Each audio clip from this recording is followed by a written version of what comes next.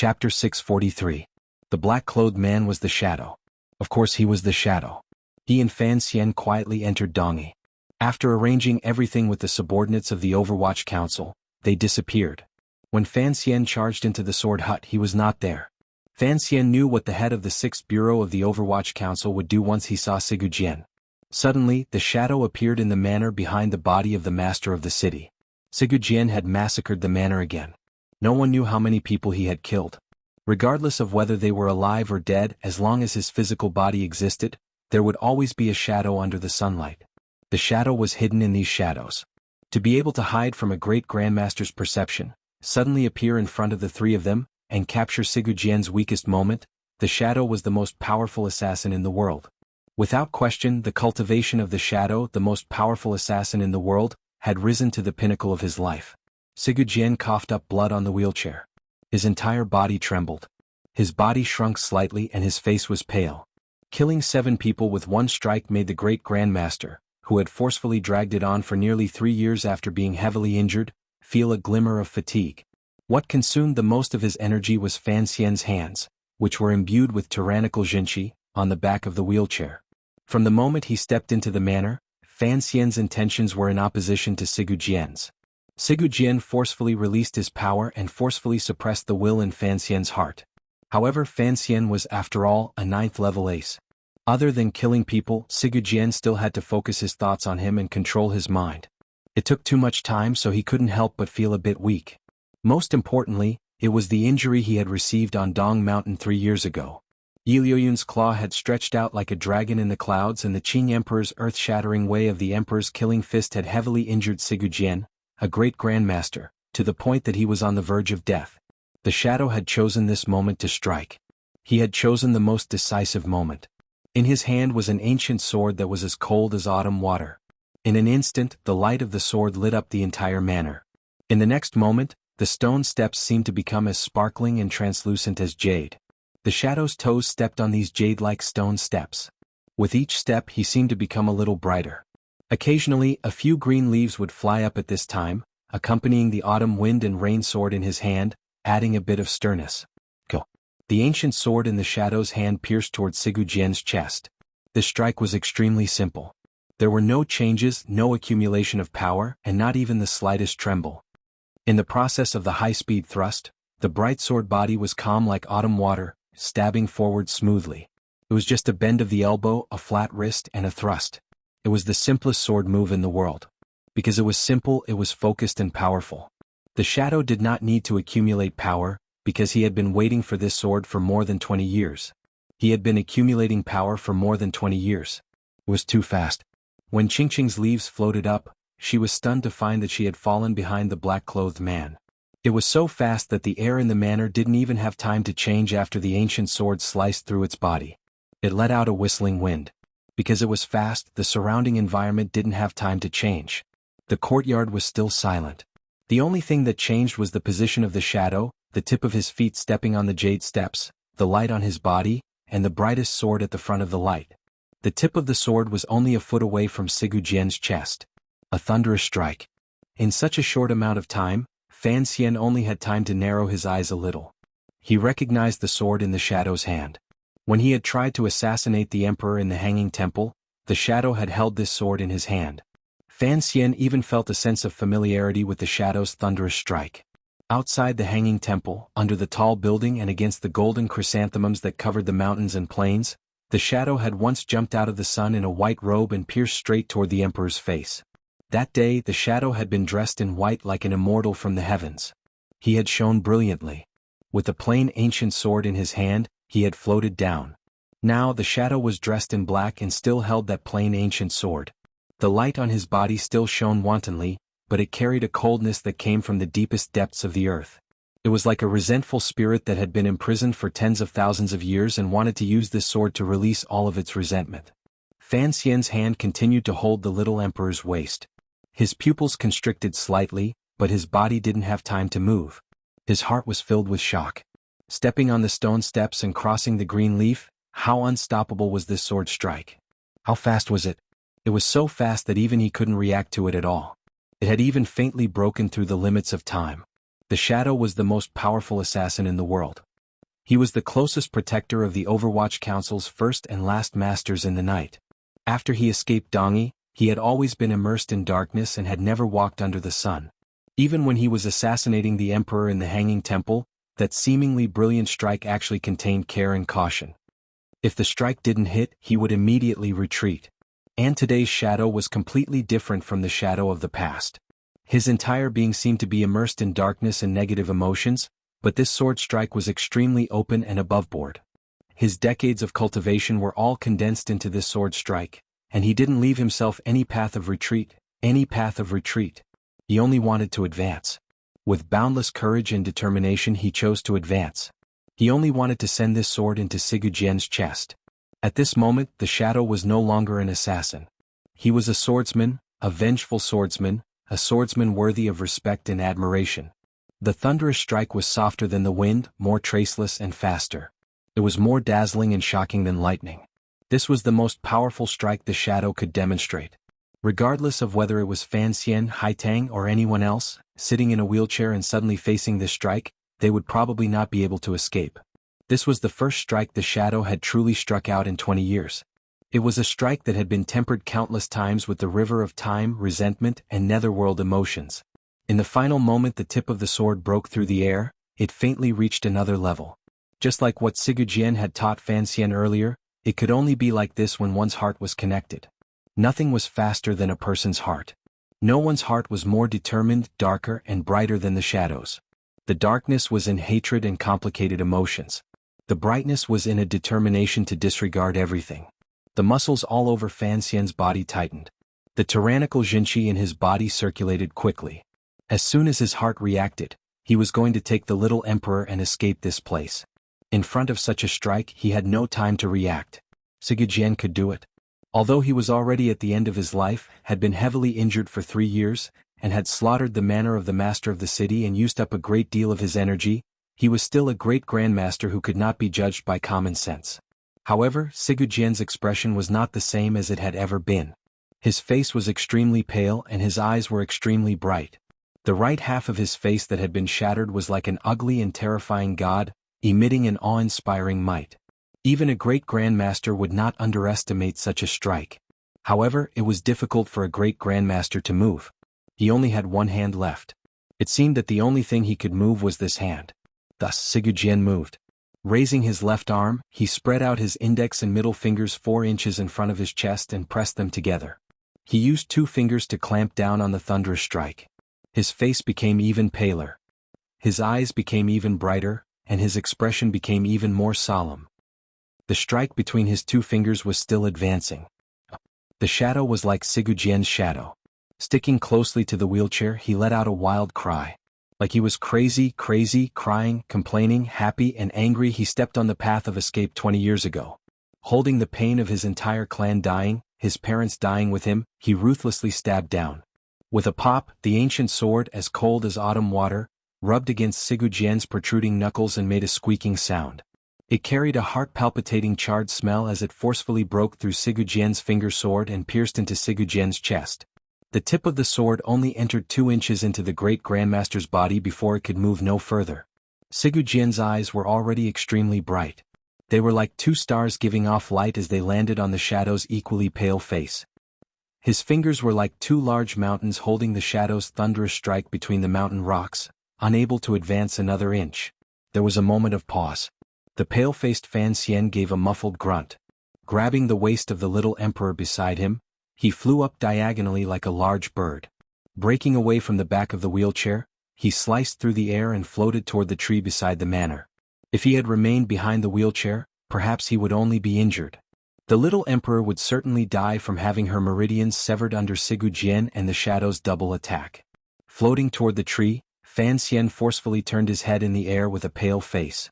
He then saw a scene that he would never forget. Sigu Jian's face was very pale. The shadow's face was also very pale. These 2 brothers had not seen each other since that rainy night in Dongi. Now they were tightly pressed together. Their cold faces reflected each other. It was not interesting. It only chilled one's heart. Their bodies were very close to each other. There was only a sword between them. On Sigu Jian's chest, the tip of the sword brought out a spray of fresh blood as it stubbornly tried to burrow in. It was like this great grandmaster did not feel anything at all. He only looked at the shadow with his bright and somewhat terrifying old eyes. The two fingers of his left hand held the sword steadily and terrifyingly. Well, thoughts just a glance. In an instant, the air in the courtyard of the city lord's mansion suddenly changed. It was as if countless wind blades had appeared out of nowhere, slicing through the air and emitting a chi-chi sound. They came from all directions, following a strange trajectory that could not be seen by the naked eye, and slashed towards the center of the city. They sliced toward the shadow's body. The shadow was still wearing the special robes of the Overwatch Council. This kind of clothing was a product the Third Bureau had developed for many years. Under the attack of the sword chi that filled the sky, it could only resist for a moment before it began to break apart weakly. Small holes opened up. The material of the clothing opened up like a baby's mouth. Countless holes appeared on the shadow's body in an instant. Blood began to seep out. Sigu Jian's true counterattack was not outside his body. Rather, it was inside the shadow's body. That powerful, cold, and bloodthirsty sword intent followed this finger and glance and mercilessly entered the shadow's body, causing his internal organs to tremble at the same time. Fresh blood seeped out of his body and flowed out along his lips. On the shadow's pale face, blood flowed endlessly from his lips. It flowed and did not flow. It was as if there would never be a moment to stop. However, the shadow did not show a glimmer of fear. On the contrary, he smiled. A trace of a bitter smile rose to his pale and ordinary face. His laughter rang through the surroundings of the manor. There was a crazed sobbing in his laughter. Ah! The shadow howled crazily like a wild beast crying in pain. He sent all the jinchi in his body into the sword in his hand. He did not care at all about the pain on his skin. He only cared about the distance between the tip of the sword and Sigu Jian's heart. A powerful wave of qi exploded between the two of them, shattering the leaves around the wheelchair into threads and turning them into nothing. In the end, the wheelchair was not a person's legs. Following the shadow's complete outburst, the wheelchair quickly retreated faster and faster. The sword between Sigu Jian's fingers was also moving at a very slow speed toward his body. Sigu Jian's face grew paler and paler, and his eyes grew brighter and brighter. The shadow's face also grew paler and paler. Fresh blood flowed from his lips faster and faster. A bloody path appeared on the ground. What Fan Xian saw was this scene. Two pale people, one vomiting blood and the other silent, were carrying out the craziest and calmest killing. His hand involuntarily began to tremble. He didn't like Sigu Jian. Naturally, he should help the shadow. However, if he wanted to attack, he would have already done so when he was behind Sigu Jian. Given Sigu Jian's crippled body, if Fan Xian and the shadow, two powerful warriors, attacked at the same time, there was a chance of success. The shadow would not be as bitter, sorrowful, or painful as he was now. However, Fan Xian still did not attack. He only trembled and coldly watched this scene. This had nothing to do with the agreement between the Qing Kingdom and Dongyi. It had nothing to do with Sigu Jian's past friendship with his mother, Uncle Wu Zhu and Sir Fei Jia. He had agreed to create an opportunity for the shadow to take revenge, but he would not participate in the process of the shadow's revenge. Although he didn't know what kind of past stories and secrets were behind the massacre of the master of Dongyi's manor, he respected the shadow. The shadow was a proud swordsman. At least today he was not facing his elder brother as an assassin. The pride of Dongyi was the eternal fear and pain in the shadow's heart. If Fan Xian attacked now, the shadow would not agree. Fan Xian understood this, so he chose to watch from the side, trembling as he watched. With a clatter, the wheelchair finally retreated to the back of the courtyard. Under the stone steps on the other side there was no way back. With such a high-speed collision, the wheelchair immediately broke into countless wooden shards. Covered in blood, the madness in the shadow's eyes flared. Finally, he pushed the sword in his hand forward another inch. For this inch of distance, the shadow had paid a great price. Sigu Jian's lips trembled. He laughed in a strange and raspy voice. Amidst the laughter, he, who had fallen to the bottom of the stone steps, exerted strength in his fingers. The sword stuck in his chest broke with a crack. The shadow did not laugh. The tip of the sword broke in Sigu Jian's chest. He still held the broken half of the sword in his hand. It seemed that his momentum did not stop for a moment. The broken half of the sword followed the trembling tip of the sword in Sigu Jian's chest and stabbed down again, piercing deeply into Sigu Jian's chest. From appearing behind the master of the city's body to stepping down the steps, stabbing into Sigu Jian's chest, retreating 30 meters toward the wheelchair, and finally stabbing down with the broken sword, the shadow's glowing thunderous strike was actually only one strike. It did not break. The unbroken sword intent continued to this day. It was the only strike. In this life, the shadow would only have one chance to use such a strike. The broken sword, which was not sharp, pierced into Sigu Jian's chest. It was not smooth. On the contrary, there was an astringent feeling. It was as if it was cutting through flesh. It was very painful, very painful. The shadow seemed to be able to feel the other party's pain because he himself was also in pain. His entire body trembled in pain. He lowered his head and silently stabbed and cut, severing the past from more than 20 years ago. At this moment, the shadow seemed to see many things. He saw that many years ago, that idiotic older brother of his had secretly built a small grass hut on a piece of wasteland on the outskirts of the city. Then he had proudly said that this place would be the holy land of martial arts in the future. He was still a child and looked disdainfully at the broken-down grass hut. He watched the blind man and woman who occasionally entered the grass hut. One day the child became interested in the sword. His idiot brother asked seriously, "Do you want to learn? If you want to learn, I can teach you." Learning the sword was a difficult and dry matter. The two brothers in the grass hut became idiots in everyone's eyes.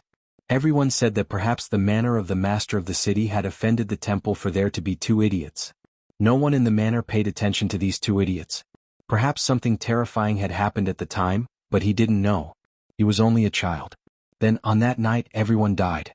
The person the child hated died, the person he loved died, the cat and dog he raised died, his brothers, sisters, uncles died. Even his parents who loved him so dearly died. Not a single person could survive.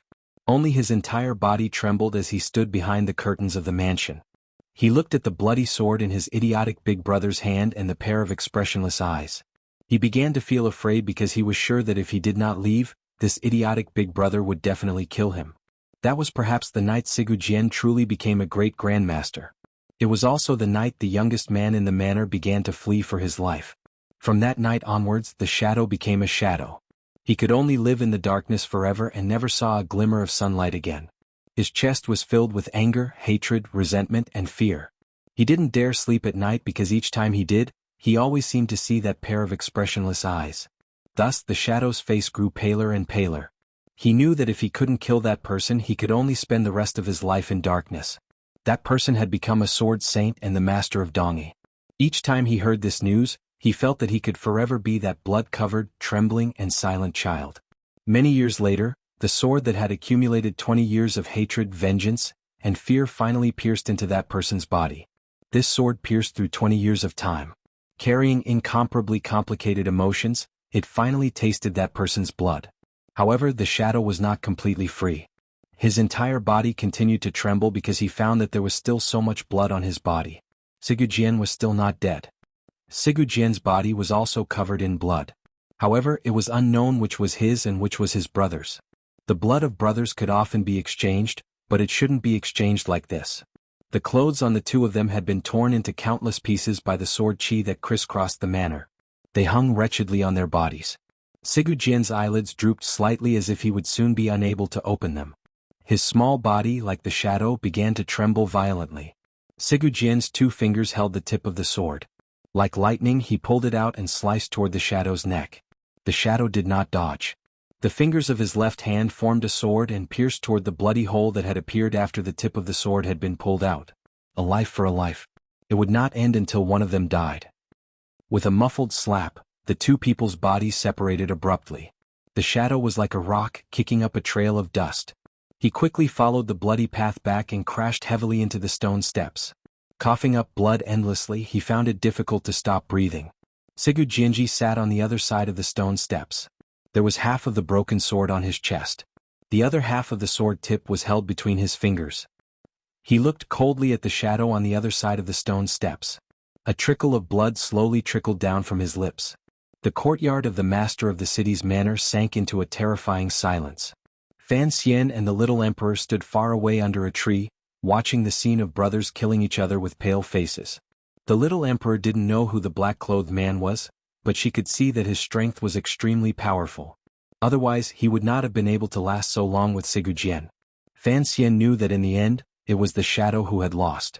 Although Sigu Jian had reached the end of his rope, a great grandmaster was still a great grandmaster. As long as he still had a breath, he could still proudly stand at the pinnacle of martial arts in the world. Although he was constantly being blown by the mountain wind and was in constant danger of falling into the mundane world, in the end he still stood firm.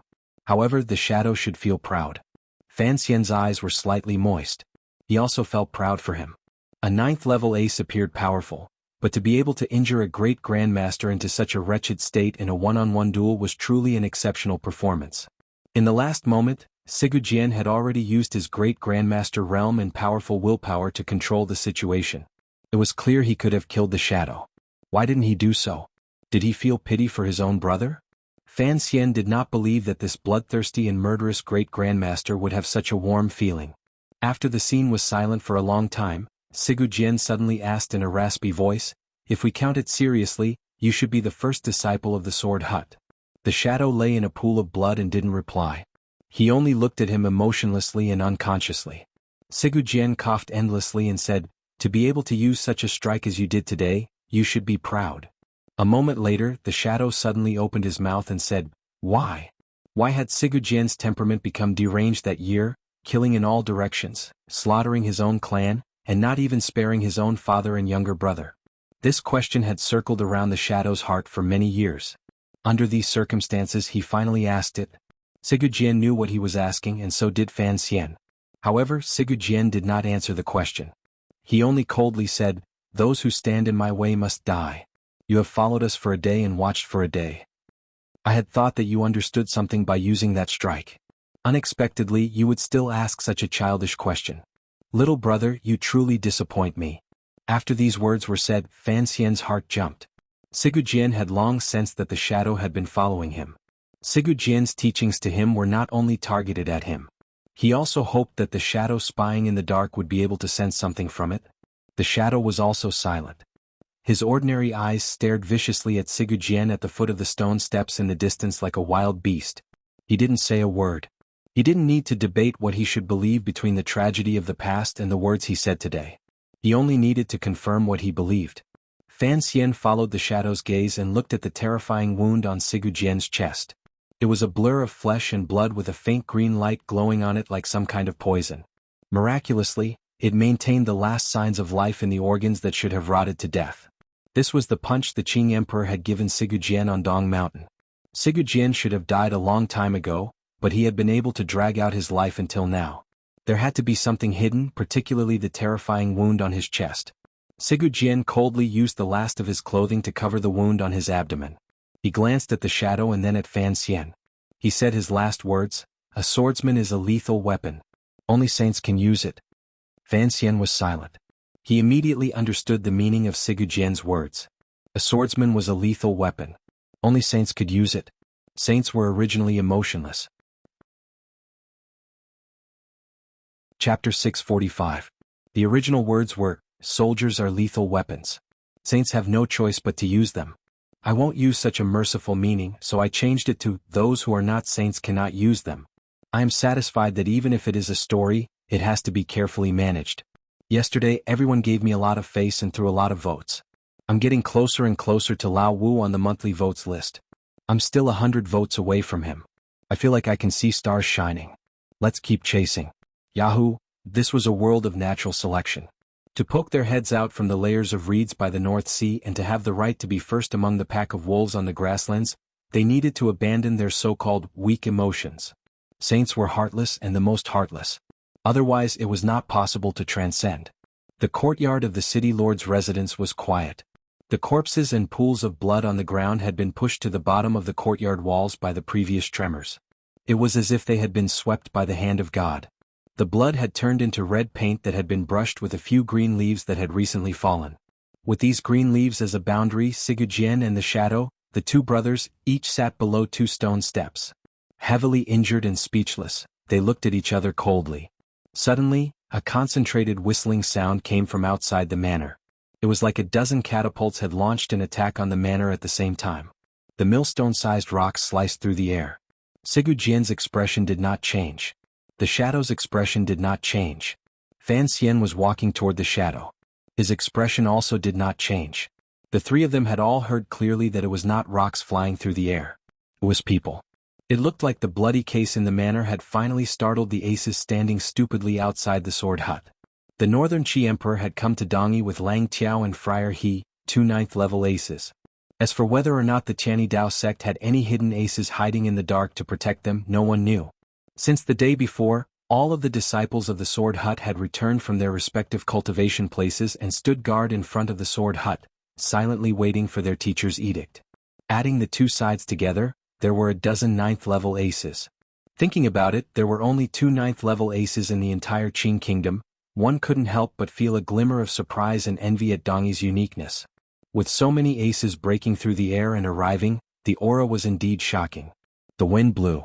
Yun Jilan and Lang Qiao led everyone and swept onto the blood-covered ground. The two of them furrowed their brows and unconsciously looked at their feet. They then saw the scene in the manner clearly. At the same time, they found the person they cared about the most. Lang Qiao saw the emperor and found that the emperor seemed to be fine, only his face was slightly pale. He couldn't help but be overjoyed. Leading his subordinates, he surrounded the little emperor to ensure his safety. At the same time, he turned a wary gaze toward Fan Xian. On the other side, Yun Jilan saw the heavily injured Sigu Jian sitting at the bottom of the stone steps. His expression changed dramatically in shock. He quickly rushed over. Without a word, his knees hit the ground with a bang and he knelt down. This first disciple of the Sword Hut was unable to hide the strange expression on his face. He didn't care how his teacher would punish him afterward. Since he dared to go against his teacher's intentions and secretly make a deal with the Northern Qi people, his sword heart had long been prepared. Looking at the wretched scene in the manner of the master of the city, the dead master of the city, and the aces in the manor, he knew who had done this. Since his teacher had personally taken action, it showed his attitude. What shocked Yun Jilan was that his teacher had been injured so heavily. All of the disciples of the Sword Hut knelt by Sigu Jian's side. They looked at their teacher's injuries with shock and anger. In these people's hearts, the only people in this world who could compare to their teacher were the great grandmasters. Even though their teacher had been injured for 3 years, the only people who could harm him were the Qing Emperor and the missing Yi Luyun. A disciple of the Sword Hut began to help bandage Sigu Jian's injuries with trembling hands. In his heart, his teacher was a godlike figure, particularly when it came to the sword. He was the foremost figure in the world. Now he had been stabbed twice in the chest. Who had done this? The door to the back of the manor moved slightly.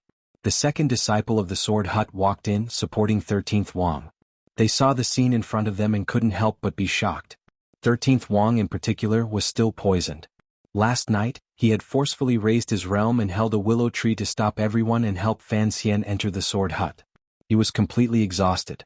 If it weren't for his second disciple supporting him, he probably wouldn't have made it to the manor in time. Last night, the atmosphere inside the Sword Hut was harmonious. Outside the Sword Hut, swords were drawn. Everyone knew that the 13th disciple of the Sword Hut was Fan Xian's good friend. Fan Xian had taken the Northern Qi Emperor hostage and charged into the sacred and inviolable Sword Hut. Thus, everyone's enmity was directed at 13th Wang. If it weren't for the second disciple of the Sword Hut coldly protecting him, Yun Jilan would not have allowed Lang Qiao and the others to attack for the sake of his teacher's dignity. 13th Wang would probably be lying in bed. Of course, the reason 13th Wang was able to maintain his safety under the encirclement of so many aces was because of that leaf and that branch. The Sword Saint in the Sword Hut had already expressed his attitude. The disciples of the Sword Hut who had already leaned toward Yun Jilan's side could only maintain their neutrality. 13th Wang knelt by Sigu Jian's side. His lips trembled slightly. He couldn't say anything. After he entered the manor, he hadn't glanced at Fan Xian because his emotions were complicated. All of this had been ordered by his teacher. He had helped Fan Xian enter the Sword Hut. He had thought that his teacher and Sir Fan Jr. would have a harmonious conversation. He had not thought that his teacher would be so injured. The disciples of the Sword Hut all knew of the power of the manor of the master of the city and the terrifying power of the sword in their teacher's hand. Naturally, they thought that the person who had injured their teacher was not someone from the manor of the city but someone from the Qing kingdom. It was someone from Fan Xian. Yun Jilan was the first to stand. He looked coldly at Fan Xian and the black-clothed man by the stone steps. Gradually his eyes became icy. His gaze passed over Fan Xian and looked at the black-clothed man. His gaze changed from icy to burning. He knew the black-clothed man. It could even be said that he was very familiar with him. 4 years ago, by the Hangzhou Lake in the Qing Kingdom's Jiangnan, this black-clothed man had risen from the lake and stabbed him with a sword on the side of a small boat.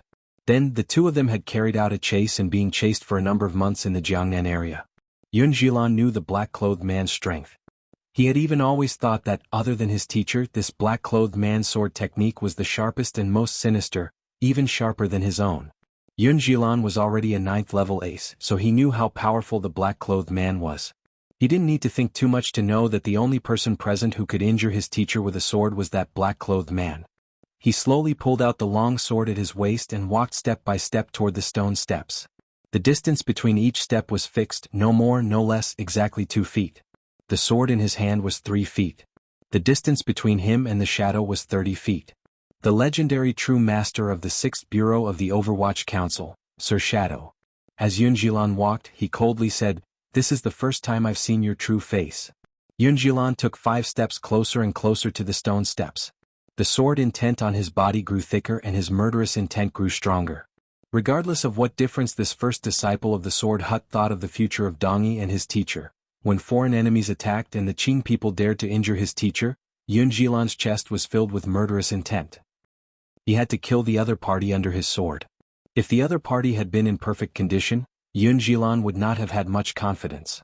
However, he knew that even if the black-clothed man had taken advantage of the situation when his master was not paying attention to kill him and stabbed his master twice, the other party must have paid a great price for this. The disciples of the Sword Hut were deeply influenced by Sigu Jian's intentions. They did not care about using strength to bully the weak. Under the large tree, the Northern Qi Emperor watched this scene with a pale face.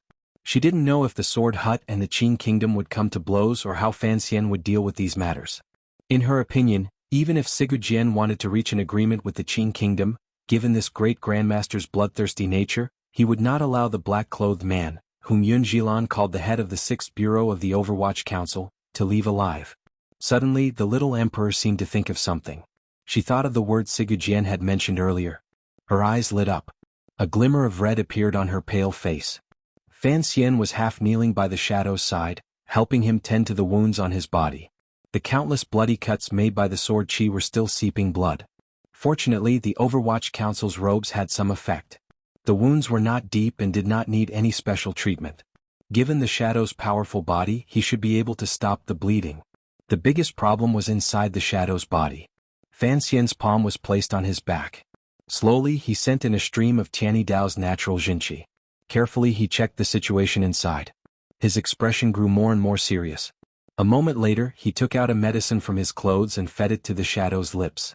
Then he pressed his palms tightly together and began to help him heal. The night before, he had treated 13th Wang's wounds. Yesterday, he had fought a desperate battle with Lang Qiao and the others. Last night, he had fought in bed with the little emperor. Fan Xian was exhausted. He knew that if he didn't act quickly, the shadow would probably die from internal bleeding. After the Hanging Temple incident, the shadow had followed Fan Xian for 4 years and never left his side. Although their relationship was that of a superior and subordinate and did not have much to do with the term friend, Fan Xian knew that he could no longer leave this person. This was a feeling of familiarity that came naturally after entrusting one's life to another for a long time. Fan Xian lowered his eyes, but he could still hear Yun Jilan's steady footsteps coming closer and closer. A moment later, he slowly put down his hands and stood. Looking at Yun Jilan, he said, "Do you still want to kill me?" Yun Jilan was silent for a moment. He then said, "Your life and death will be decided by my teacher. However, this person must die." Fan Xian didn't think about anything. He slowly took off the long robe he was wearing, revealing a pure black suit underneath. He then bent down and pulled out his black dagger from his boot. He stood in front of the shadow. Fan Xian stood out. The atmosphere in the entire courtyard changed. From beginning to end, he had not truly attacked. The only thing he had expended was his spirit, which had been forcefully worn away by Sigu Jian's powerful will. However, standing in front of the shadow, Fan Xian's spirit seemed to return to his body in an instant. He was cold and silent, unusually powerful. It was just like when he faced Yan Xiaoyi in the past. Everyone knew of Fan Xian's power. The current Qing official was no longer the young and inexperienced figure who had just entered the 9th level when he went to Northern Qi as a diplomatic envoy. He was a true 9th level ace. He had silently killed Yan Xiaoyi, killed the old Qin master in Jingdo, forced back Haitang on the grasslands, and miraculously escaped twice from the combined attacks of a few 9th level aces. In his past encounters with 9th level aces, Fan Xian had, without exception, obtained complete victories. This was not a person's name or the shadow of a tree. It was a true accumulation of confidence. Even when facing the first disciple of the Sword Hut, Yun Jilan, Fan Xian still did not feel a glimmer of fear in his heart. He only looked at him coldly. His meaning was clear. If you want to kill my subordinate, you have to let me kill you first. Fan Xian and Yun Jilan stood face to face. Behind Yun Jilan, more people stood up. There were 13 disciples of the Sword Hut, and all of them were present. Only 6 people stood up. However, it was the sharp sword intent emanating from these 6 people that merged with Yun Jilan's blade and suddenly shot out, causing Fan Xian's face to pale slightly. There were also a few disciples of the Sword Hut kneeling by Sigujian's side. Their hands and feet were busy, serving him fearfully. Among them were the 3rd and 4th disciples of the Sword Hut who had ambushed Fan Xian in the Plum Garden. The reason these 2 aces of the Sword Hut did not stand up was complicated. They knew that Fan Xian and the black-clothed man both knew the Sigu sword. They had not told Yun Jilan of this matter because the implications were too great. They were prepared to secretly report it to their teacher. Unexpectedly, too many things had happened these 2 days. They had not found an opportunity. They were shocked in their hearts and endlessly guessed the relationship between the black-clothed man at the bottom of the stone steps and their teacher. Why was he able to injure their teacher? 13th Wang also did not stand up. He did not look at Fan Xian. His heart was a mess. He didn't understand what had happened. He only faintly guessed a secret, but he could not speak of it. Yun Jilan did not know any of this. The cold-blooded assassination between him and the Shadow in Jiangnan was often only a matter of an instant. At that time, the Shadow had held back and had not demonstrated his ultimate skill. He only looked at Fan Xian and tightened his grip on the sword in his hand. Under the large tree, Sir Lang Tiao, who had his head down the entire time, suddenly tightened his pinky. The metal chain around his wrist suddenly tightened. Just at this moment, a slightly cold hand was placed on Lang Tiao's wrist, stopping him from attacking. Lang Tiao furrowed his brows slightly and looked at the emperor who had stopped him. He didn't understand why. He thought that this was a rare opportunity for the Qi kingdom. The Qin kingdom and Sigujian were about to reach an agreement. Now it was the Qin kingdom who had injured Sigujian. If he helped Yun Jilan capture or kill Fan Xian and then killed the black-clothed man who had injured Sigujian, the relationship between Dongyi and the Qin kingdom would completely break. As a warrior, Lang Tiao was indeed curious as to who that black-clothed man was.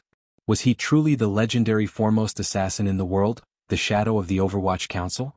Was this assassin truly so powerful that he could injure Sigujian? The little emperor smiled slightly and looked at the tense scene by the stone steps. In a quiet voice she said, "Believe me, they won't be able to fight. Since it is so, why should we be the bad guys?" The atmosphere made it so that the people involved did not have the little emperor's judgment. Faced with the overlapping sword intents of 7 9th-level aces, even Fan Xian began to find it difficult to breathe. The cold sweat that had just dried not long ago began to trickle down his back again. He couldn't help but shiver. The Sword Hut was indeed a strange place. There were so many 9th-level aces. If the Qin kingdom could not reach an agreement with Dongyi and actually send troops to attack, the leading generals would probably always have to face attacks in the dark. The sword intents spread out for a moment. Fan Xian knew that if they actually fought, it would be difficult for him to leave alive. Suddenly, the corners of his lips twitched. Smiling, he raised his head and swept his gaze across Yun Jilan's iron-like shoulders. Looking at Sigujian below the stone steps, he said, "Do you really want outsiders to interfere in your own affairs?" When these words fell into different people's ears, they had completely different meanings. Yun Jilan thought Fan Xian was talking about the northern Qi people. Coldly he said, "The disciples of the Sword Hut are enough. We don't need the help of our friends in the north." Under the tree, Lang Tiao smiled slightly and said, "If Sir Fan Jr. survives, I will personally challenge you." Fan Xian paid no attention to the words of these 2 aces. He only stared fixedly at Sigujian below the stone steps. Only Sigujian understood the true meaning of his words. This was a battle between 2 brothers. Did they really need outsiders to interfere? Earlier, when the Shadow had used the thunderous strike, Fan Xian had been behind the wheelchair. However, he had only taken the little emperor away and had not attacked together with the Shadow. Fan Xian had not interfered. Could a disciple of the Sword Hut interfere in the grievances between you 2 brothers? Fan Xian was gambling on Sigujian's pride and wildness. He was gambling that Sigujian had left the Shadow alive earlier and would certainly have follow-up plans. Since this was so, how could Sigujian watch as his disciples ruined his grand plan for the sake of revenge? Sigujian raised his eyelids slightly and smiled. He sighed with some regret. It was as if he was regretful that Fan Xian had guessed his thoughts and was unable to see Fan Xian's true abilities. This great grandmaster glanced with disgust at the disciples kneeling beside him and scolded in a raspy voice, "I'm not dead. Why are you in such a hurry to mourn?" Strangely enough, as he scolded like this, the disciples beside him became happy and quickly stood up. Immediately after, Sigu Jian raised his left arm and glanced at 13th Wang. 13th Wang was familiar with this action. When he had descended Dong Mountain he had carried it like this. After returning to Dongyi he had still carried it like this. Thus he naturally crouched down. Sigu Jian leaned against his young disciple's wide and sturdy back and twisted his head comfortably. "Return to the sword hut." 13th Wang made a muffled sound of agreement. He then stood up with his skinny teacher on his back and walked out of the sword hut. However, his body was already in terrible condition. A few of his brothers beside him quickly supported him and left with him. Just like this, Sigu Jian left without saying anything. He only left behind a ground of astonishment and eyes.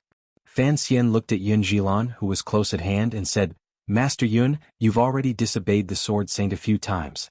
Do you want to do it again?" Yun Jilan was silent for a long time. He glanced at the shadow at the bottom of the stone steps and said, "Actually, I also want to carry teacher. However, I have too many things to carry." "There are some things that you don't need to carry." Fan Xian's expression did not change. He smiled slightly and said, "Because you can't carry it. Not only will it crush you but it will also shatter the things you want to carry. Wouldn't that be a great sorrow?" Yun Jilan thought deeply for a long time. He then looked seriously at the blood and bodies in the manor, particularly the body of the master of the city to the side of the stone steps. A moment later his expression calmed. He knew that his thoughts had in the end all come to nothing. He didn't know what kind of magic Sir Fan Jr. had used to not only have his teacher act and kill the entire manor of the master of the city, but even after he was injured, he didn't have any desire to kill the Qing people. In the end, it was this first disciple of the sword hut who did not understand Sigu Jian. No one in this world could persuade or tempt Sigu Jian to do anything. This great grandmaster did whatever he wanted to do. All of this was just his own thoughts. The sword hut withdrew from the manor. Only the northern Qi people, Fan Xian and the shadow were left.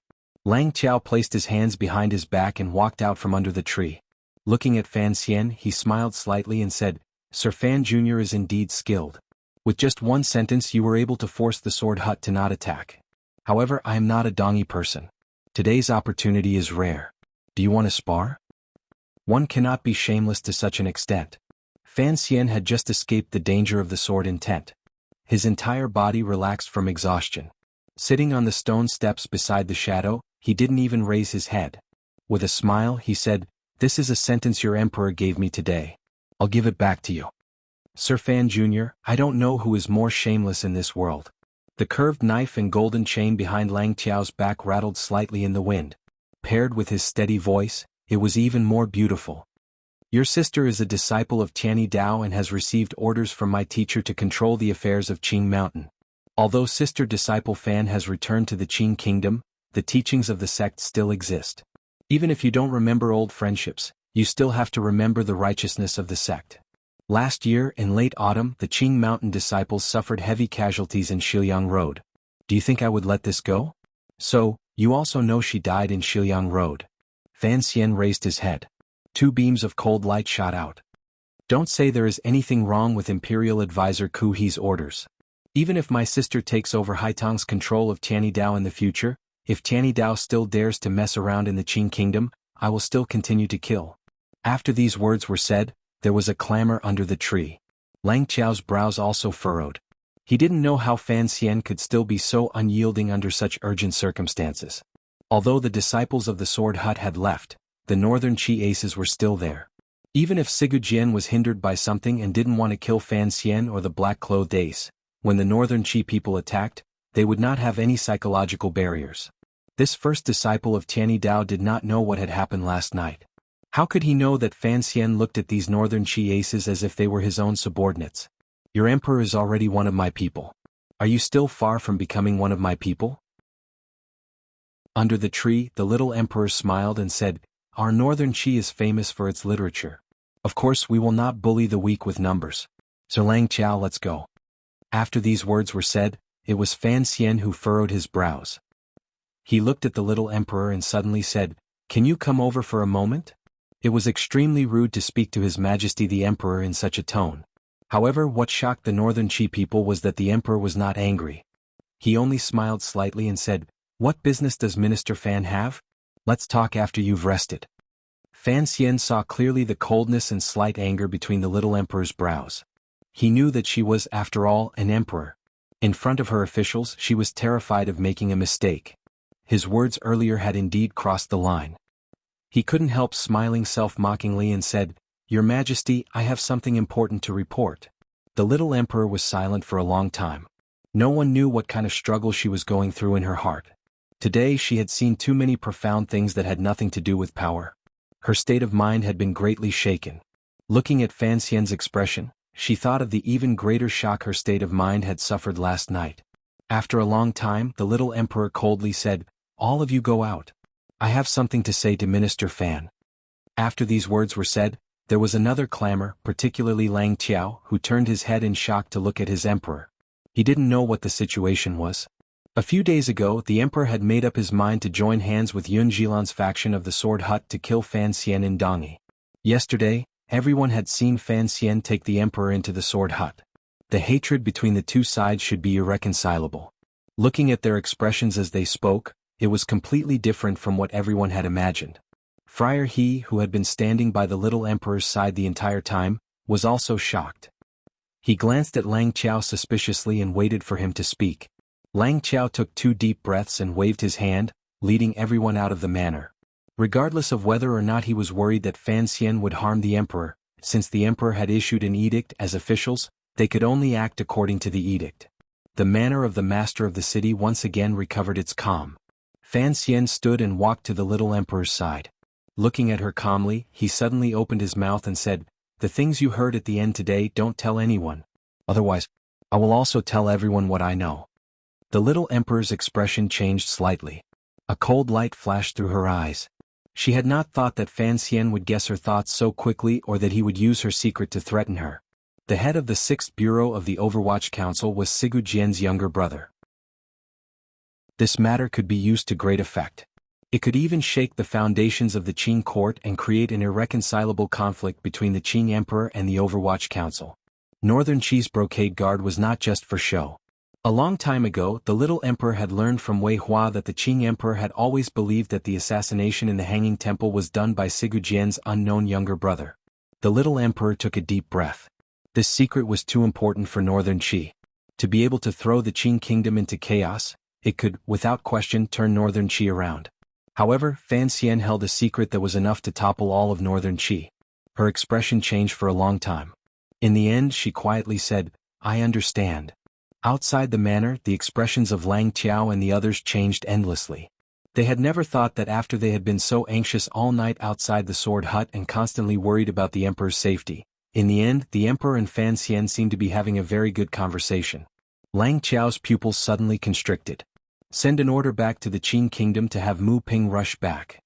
To the side, Friar He's expression changed slightly. Lowering his voice, he said, "Do you suspect that Fan Xian has poisoned the emperor?" Fan Xian is a master of poisons. If he hadn't been poisoned, how could he have so easily let the emperor leave? Why did the emperor agree to stay and have a secret talk with him just now? Lang Qiao's eyes were filled with anger.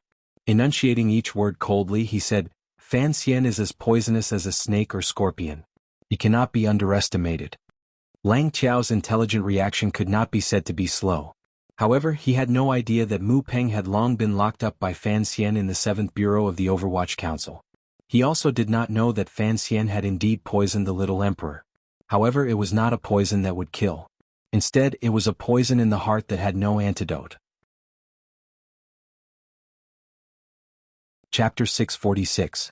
Sigu Jian did not give the order for the disciples of the Sword Hut to kill Fan Xian. He didn't even spare the leader of the Overwatch Council assassins who had dared to stab him. This reality made the disciples of the Sword Hut feel a glimmer of surprise and shock. Yun Jilan, who had silently walked out of the Sword Hut, felt even heavier. He looked around. His 3rd brother and 4th brother were both left in the Sword Hut. It seemed that his teacher had something to tell them. Yun Jilan couldn't resist looking at the setting sun in the west and gently sighed. These 2 brothers respected him the most. They had also participated in keeping 13th Wang under house arrest and ambushing Fan Xian. Was the teacher keeping them here to ask about this matter? Given his understanding of Sigu Jian, if his teacher truly wanted to punish him for his actions, he probably wouldn't need to investigate or ask anything. He would directly have him kill himself. It would probably be difficult for him to summon the courage to resist. The faint light of dusk shone on the face of the first disciple of the sword hut. It was somewhat dim and helpless. Today the entire manner of the master of the city had died. It had sufficiently demonstrated Sigu Jian's attitude. In a few more days the dragon flag of the Li family would probably be replaced by the dragon flag of the Dongyi Palace. He knew that perhaps this was an inevitability of history. Otherwise, his teacher would not have reached an agreement with Fan Xian and lowered his head to the Qing Emperor. However, his heart still couldn't help but throb with pain. There was no longer any way to stop this matter from happening. One of the major powers in Dongyi, the manor of the master of the city, had all become corpses in pools of blood. Sigu Jian had used the simplest and crudest method to unify the thoughts of the entire upper class of Dongyi society and intimidate the thoughts of all the disciples in the sword hut. Presumably, the countless merchants and workers in the city were also willing to accept this reality. After all, fighting had never been an entertainment that merchants liked. Yun Jilan narrowed his eyes and looked at the mountain residence above. The northern Qi emperor had already silently returned to the mountain residence under the protection of Lang Tiao and Friar He. He didn't know what the northern Qi people were thinking. Should he end the agreement he had secretly reached with them or continue moving forward? Following this, the mountain residence closed its doors and refused guests. This made Yun Jilan's complicated emotions even more complicated. The northern Qi emperor had risked thousands of li to come here. He must have had the attitude of paying a great price to finish this battle in one fell swoop. The little emperor also used the relationship between the two of them to put Fan Xian in a difficult position. The little emperor slowly turned her head and looked coldly at Sea Lily sitting by the bed. She said, "Beloved, comb my hair." Including Fan Ruoruo, there were 3.5 women on northern Qi's side. As the little emperor calmly enjoyed Sea Lily's hand combing her hair, she silently thought about what Fan Xian should do with 3.5 women facing a father with potential cracks. Fan Xian was in the depths of the sword hut. Standing outside the door, he looked calmly at Sigu Jian on the bed. After the shadow woke up, he had found a place to heal. As a top assassin, he always had a final lair to lick his wounds. Fan Xian was not worried about this. In the dusk, he once again faced the sword-like gazes of the people of the sword hut and walked into the depths of the sword hut to deal with what the northern Qi emperor had thought of earlier. Sigu Jian could bring him great trouble in the future. 13th Wang coughed and glanced at him. Carrying the basin of hot water, he walked past him and didn't say anything. Fan Xian turned his head and looked at the bloodstains on his back. He couldn't resist smiling. The scene earlier when he had turned his back on his teacher confirmed Sigu Jian's love for this young disciple. Including the basin of hot water inside the sect and the towel wiping his body, even a great grandmaster was sometimes like a pitiful old man being served by a filial son. The more Sigu Jian favored 13th Wang, the calmer Fan Xian's heart became. He coughed and cleared the thoughts in his mind. Stepping over the threshold, he sat on the chair by the bed. Looking at Sigu Jian, who had his eyes tightly closed, he said, "The shadow will not take over the sword hut." The rooms in the depths of the sword hut were completely silent. Other than 13th Wang in the courtyard, no one else could stay there. Even the sword children who served Sigu Jian personally had long been chased to the front of the hut. These abrupt words rang out in the quiet room, rising in spirals and not stopping for a long time. They came without reason and were spoken without rhyme or reason. The shadow was someone who wanted to kill Sigu Jian and was an official of the Qing Kingdom's Overwatch Council. Yet, Fan Xian had seriously said to Sigu Jian that the shadow would not take over the sword hut. Would Sigu Jian allow the shadow to inherit his most precious legacy in this world? Shockingly, Sigu Jian did not laugh at Fan Xian's speculation. Slowly opening his eyes, he carried a heart-shaking coldness. In a raspy voice he said, "Why can't he?" Fan Xian's heart tightened slightly.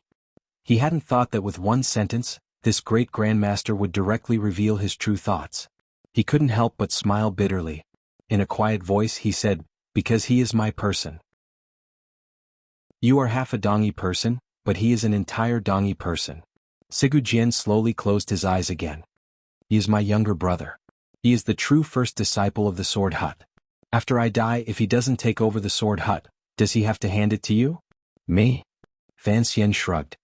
I have my own teacher. Furthermore, I don't have the hobby of starting a sect. Sigu Jian closed his eyes and said, How did you guess my thoughts? Yun Jilan was originally a good choice. Unfortunately, he went against your wishes this time. Furthermore, he is used to official work. In terms of swordsmanship, it is difficult for him to advance. You won't just watch as the sword hut declines after your death. 13th Wang is a good choice. Unfortunately, you dote on him too much and have too high hopes for him. You would not want him to be bound by these grass huts. Only the shadow. Fan Xian was silent for a moment. You didn't kill him not because you couldn't bear to kill him. Saints are heartless. This is something you admitted earlier. You left the shadow with his life. Naturally, you have to use this life. If you leave the position of master of the sword hut to him, it will cause trouble in the future. You and I both know this. So, the matter at the hanging temple was really done by Qin Pingping. Sigu Jian suddenly cackled with great joy. Looks like even I have misjudged this old dog.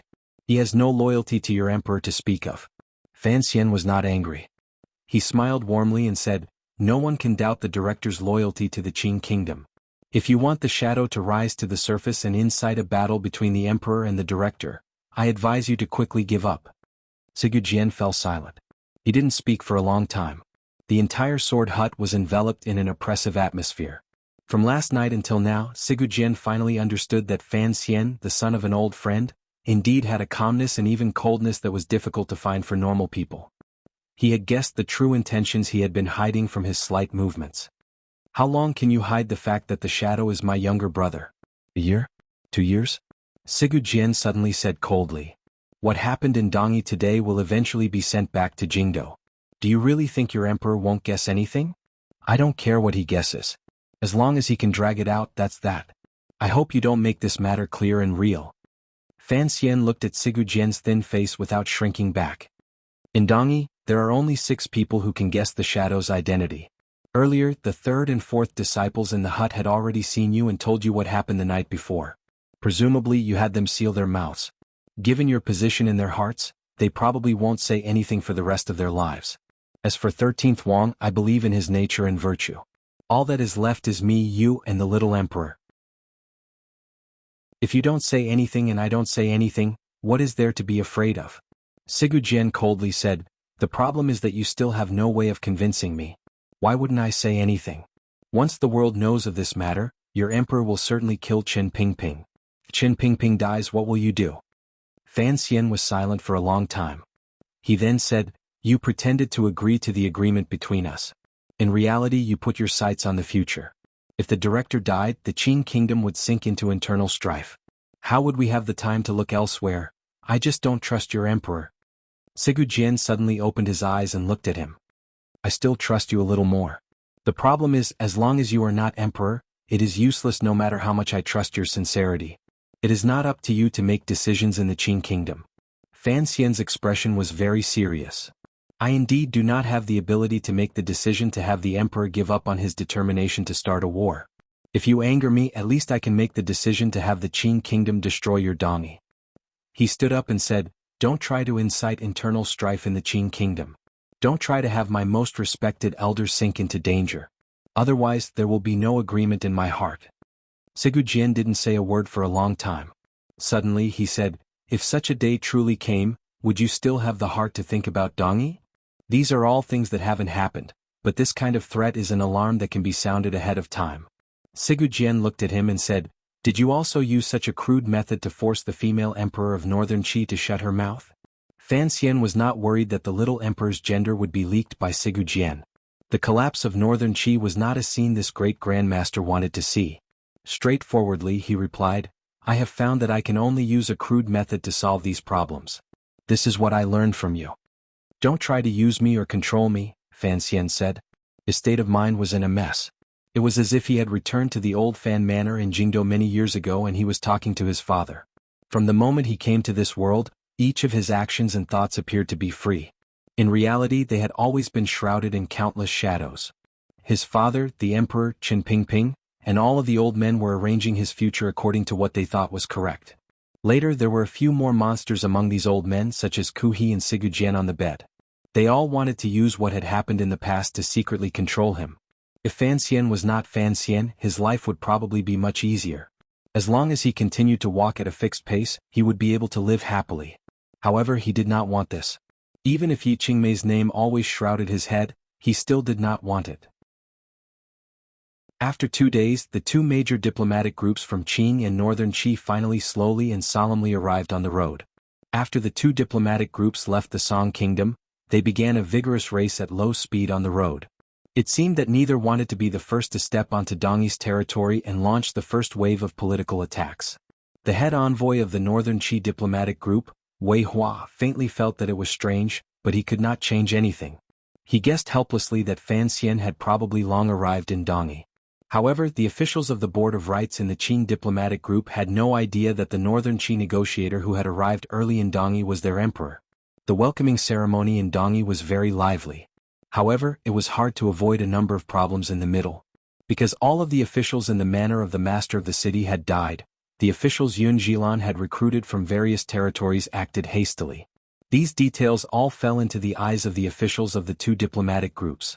Immediately after, they learned of the murder that had happened in the manor of the master of the city. They involuntarily looked at each other, unsure of what had happened. In reality, the true negotiations had ended long before the diplomatic groups entered the city. The true major figures of both sides had already exchanged blows countless times in secret. They had already set down a solid foundation for the ownership of Dongyi. On this day, the spring sunshine was bright and beautiful. On this day, in the courtyard where the Qing diplomatic group lived, the officials of the Qing kingdom were dumbfounded. They looked at Sir Fan Jr., who sat at the head of the table. They were so shocked that they could not speak for a long time.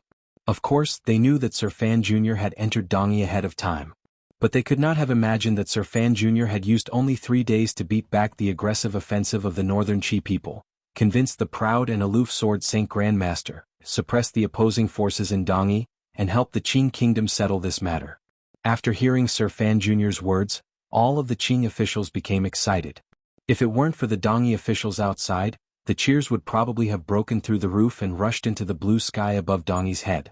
The Qing kingdom was born from blood and fire. From a small country on the edge, it had developed into the most powerful country in the world.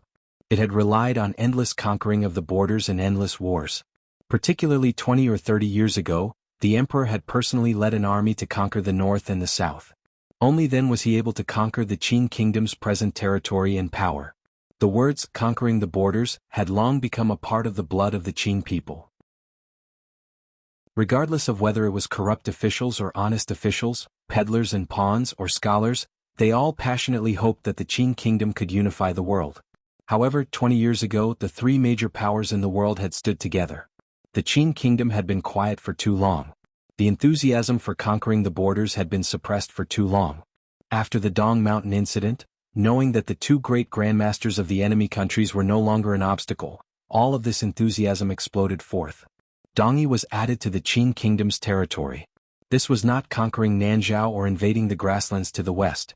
It was also not fighting back and forth with Northern Qi to carve out a bit of land. It was truly conquering a large power.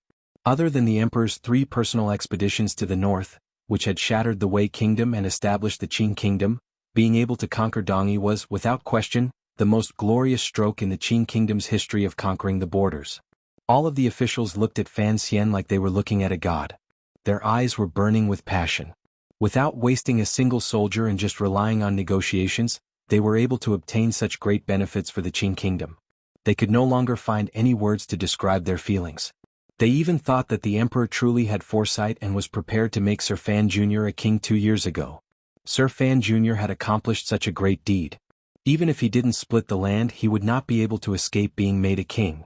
For a moment, the slightly old vice minister of the Board of Rights found it difficult to digest this shocking piece of good news. He was so excited that his face flushed red. A gurgling sound came out of his throat and blocked the phlegm in his mouth. He watched as Fan Xian collapsed. Fan Xian walked out of the unusually lively diplomatic mission, but there was not a trace of joy on his face. Logically speaking, to be able to convince Sigu Jian, subdue the Northern Qi emperor, and use this relatively peaceful method to bring Dongyi into the territory of the Qing kingdom was certainly the greatest thing he could do in his life. But he still could not be happy. He knew what kind of danger was hidden behind Sigu Jian's agreement. He had already told the officials in the diplomatic mission that the person responsible for the details of the negotiations on Dongyi's side was the first disciple of the Sword Hut, Yun Jilan. Yun Jilan's position in this matter had long been known to everyone. Sigurd had chosen him to come out to negotiate. Without question, he wanted to use an unyielding attitude to obtain the greatest benefit for Dongi. Fan Xian did not care about this. Whether it was actual rule or submission in name was not a problem he needed to consider this year. After Sigurd death, Dongi did not have much power to oppose. As for whether it would not change for 50 years or 5 years, that was the emperor's decision. Thinking of this, his mood became gloomy again. The secret report to Qin Garden had long been sent out. The shadow, who had sunk into silence the entire time, had also been sent to the Jiangnan Palace treasury to be treated. However, Fan Xian had no confidence in whether or not he would be able to calmly digest this matter. Walking out of the gates of the diplomatic mission and getting into the carriage, Fan Xian leaned against the window with a headache and looked at the prosperity in Dongi. This prosperity did not appear artificial because of the arrival of the diplomatic mission from the two countries. It also did not appear desolate because of the collective deaths of the officials of the manor of the master of the city. The merchants' courageous nature and pursuit of profit made them appear unrestrained and incomparably free. The black carriage came to the end of Chang Street. There were 3 directions. The member of the Qinian unit driving the carriage asked, "Commissioner, where do we go now?" "To the seaside," Fan Xian replied quietly. The carriage took a long time to pass through Dongi. It avoided the busy transport groups and headed in the direction of the busiest port. It came to the quietest silver beach outside of Dongi. The official driving the carriage jumped down and led it to the side of a beach. Suddenly he realized that there was already someone on the beach. Furthermore, he acutely sensed the other party's identity. His pupils constricted abruptly. Lowering his voice, he said, "Northern Qi." Fan Xian had already stepped down from the carriage. Looking at the members of the Qinian unit beside him, he smiled and said, "I came today to find these Northern Qi people." This member of the Qinian unit was the one Fan Xian had met in Qingzhou last autumn. Fan Xian had no doubt about the loyalty of these trusted aides. Under Wang Qinian and Deng Ziyu's training, these trusted aides only knew Fan Xian. Perhaps they didn't even care about the one in the palace. He had a meeting with someone, so Fan Xian did not bring the 6th Bureau swordsman of the Overwatch Council. He only brought this trusted aide. The member of the Qinian unit was stunned. Very cleverly, he did not ask any more questions. He led the carriage to a quiet place and waited under a green tree branch. He closed his eyes and pretended to sleep. Stepping on the soft sand, Fan Xian walked step by step toward the seaside. There were a few people by the seaside looking at the sea. The waves of the East Sea were calm and gentle. They gently lapped against the silver sand, painting it with different shades of wet color. Paired with the circle of rocks not far in the sea and the layers of green trees behind the beach, it looked very beautiful. Fan Xian raised his hands and bowed seriously. "Greetings, Sir Langtiao." Langtiao looked at him calmly. His hands hung naturally by his side. His 2 curved knives hung by his side in chains, swaying gently in the sea breeze. He looked at the young man in front of him. His emotions were complicated, but his expression was unusually calm.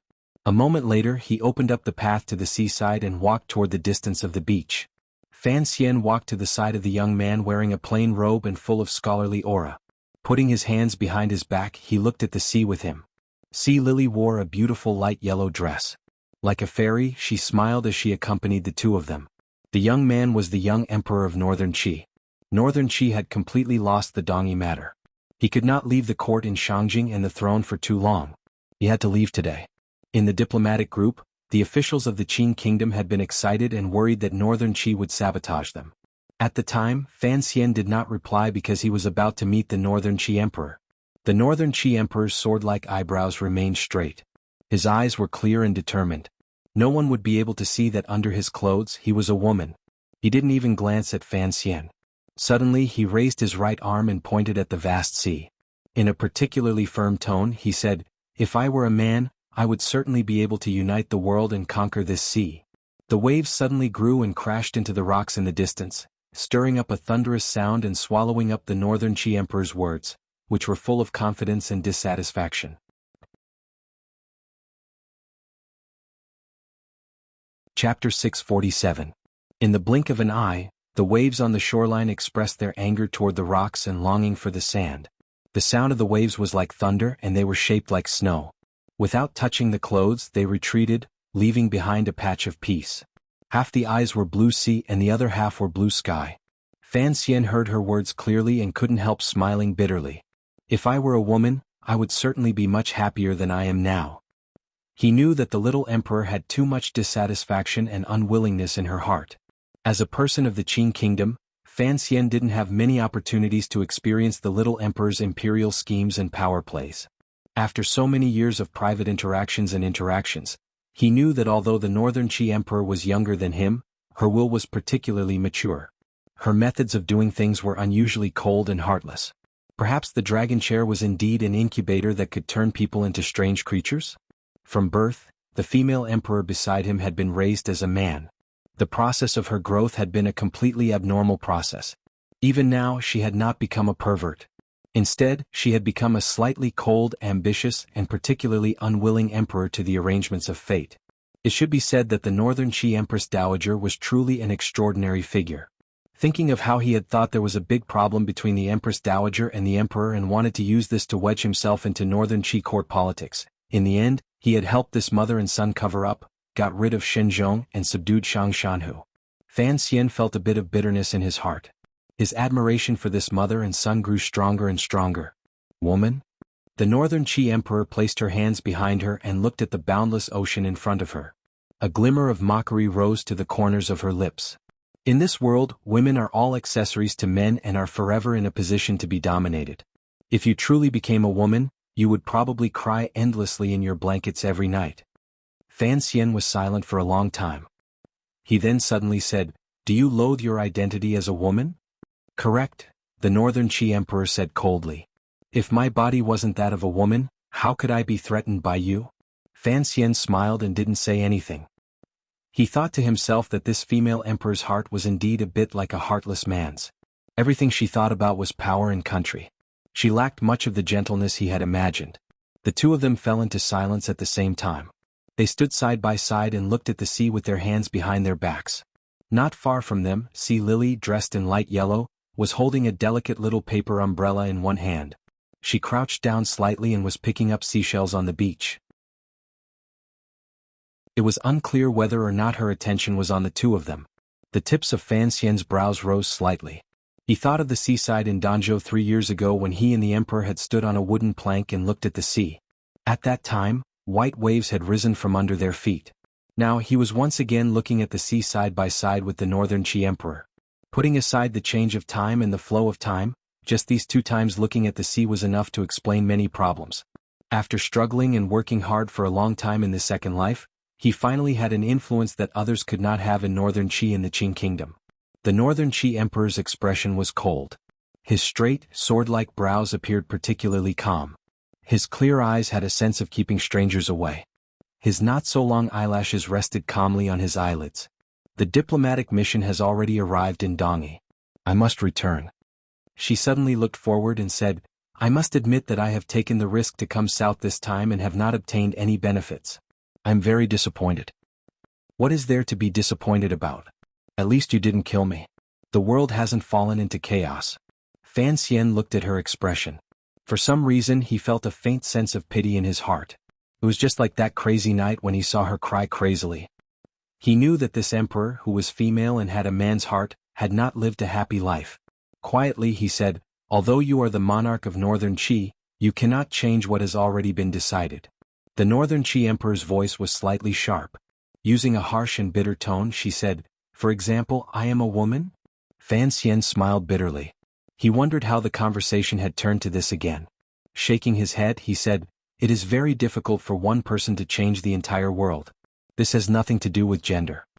In a cold voice, the Northern Qi Emperor said, But, in my view, the most spectacular losers in the world these 30 years, the most stunning losers, all happened to be 2 women who refused to accept the arrangements of fate and stood out bravely. How do you explain that? How did he explain it? Fan Xian was completely unable to explain it.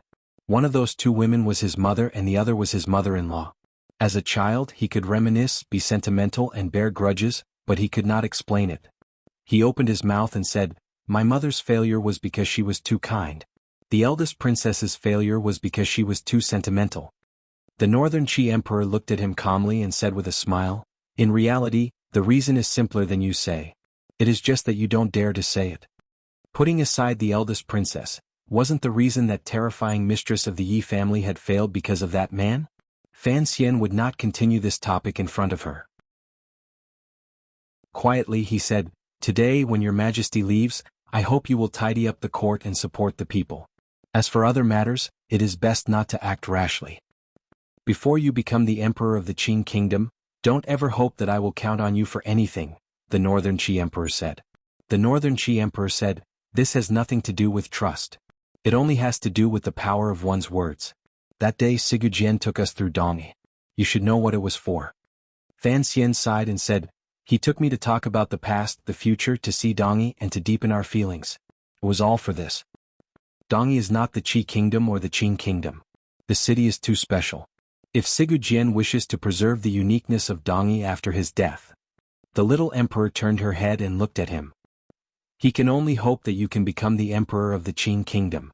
Fan Xian smiled self-mockingly and said, "Do you think that is possible?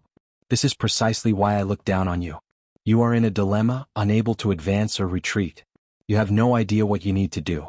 The Northern Qi emperor turned her head and mockingly said, "If you are truly a saint like Master Zhuang and don't want the people of the world to sink into the flames of war, then you can't just sit around and do nothing.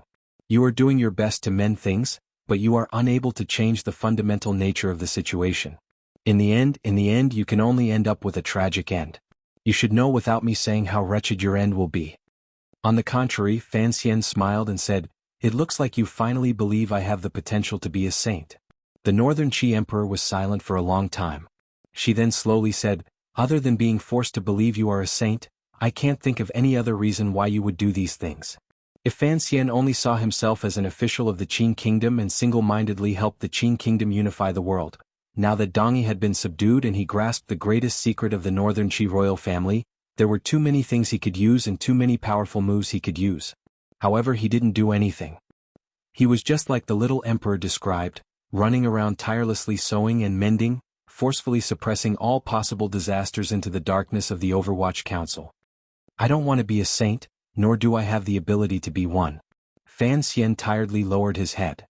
"I have just become much braver than before. I am willing to follow my own thoughts and change some things I don't want to see in this life." The Northern Qi emperor gazed at him and smiled. "Even if you have to pay with your life?" "No," Fan Xian said straightforwardly. "My own survival is the most important. My family's survival is the second most important. Innocent people's survival is the third most important. If that day truly comes, I think the only person in this world who has the power to kill me will not be able to kill me." "Why? Because he is your father? Or is it because he knows there is a temple behind you?" A strange light flashed through the little emperor's eyes as she slowly asked. Fan Xian smiled and said, "Your Majesty does not have a shred of respect or fear for the temple." Then he closed his mouth and didn't explain anything more. There was no need to let the Northern Qi people know of the emperor's fear of Uncle Wuzhu. "I have questions about your earlier words." The sea breeze blew against the Northern Qi emperor's determined face. It didn't move her non-existent bangs or make her feel any sense of weakness. "You think that your own survival is the most important. Then let me ask you, if the person being compared was Princess Qin, would you still think your own survival is the most important?" Fan Xian was silent. The tablecloth in the Qing temple, the paintings, the ancient legends, the white-clothed girl hiding under the table and eating a chicken leg, the snow on Song Mountain, the medicine at their first marriage, the crying in the carriage, and the usual silence rose in his heart. Suddenly, a powerful feeling of remorse surged in his heart. Raising his head, he said seriously, "Of course, her life is more important than mine." "Minister Fan?" "Yes." "Your children?" "I'm not sure." "The Fan family's aunt disciple?" "Yes." "Qin Pingping?" After a long silence, Fan Xian gently nodded. The Northern Qi emperor smiled and looked at him. "You truly are a strange person. You are so protective of an old cripple, yet you don't have the courage to risk your life for your own woman. They are still young." The expression in Fan Xian's eyes was somewhat empty. For things like feelings, other than bloodline, there is also the problem of time. The Northern Qi emperor was silent for a long time.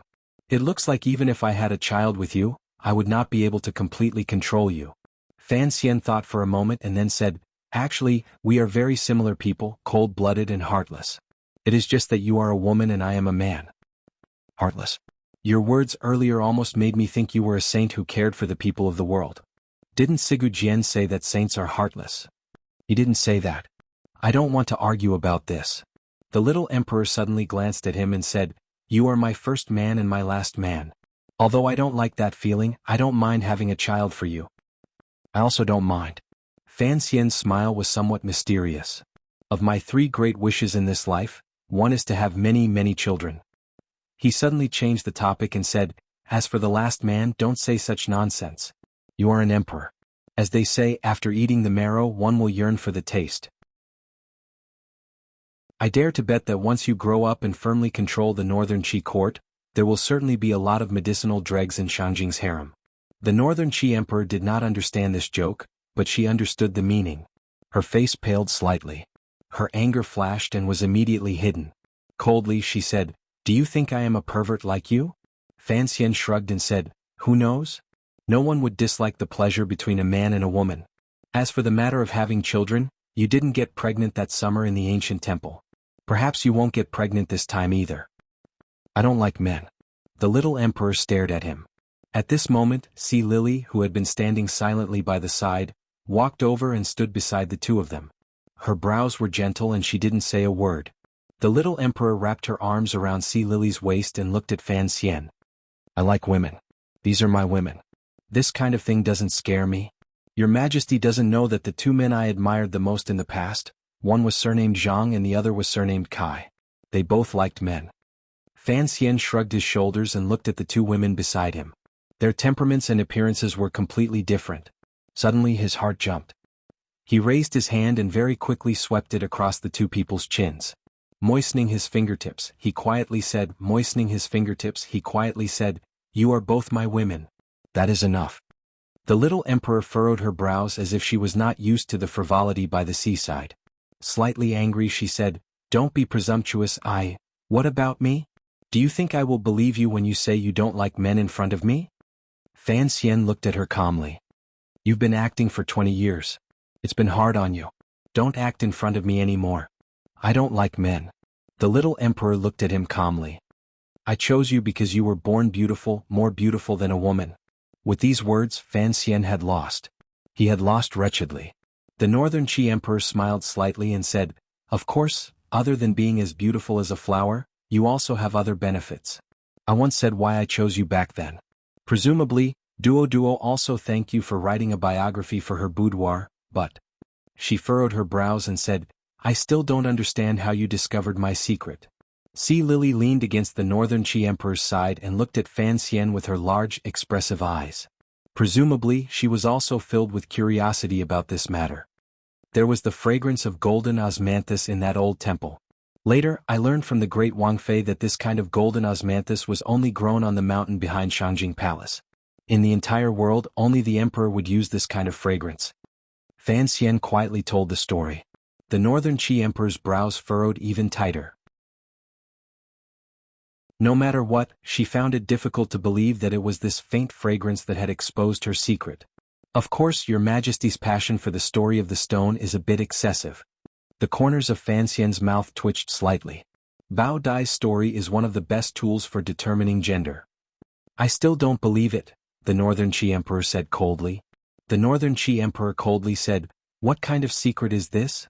How could you think in that direction based on these 2 points? I admit that you are the most intelligent person in the world, but...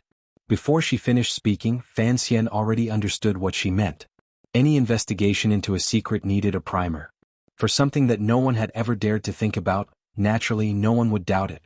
The little emperor still did not understand how Fan Xian dared to think in that direction.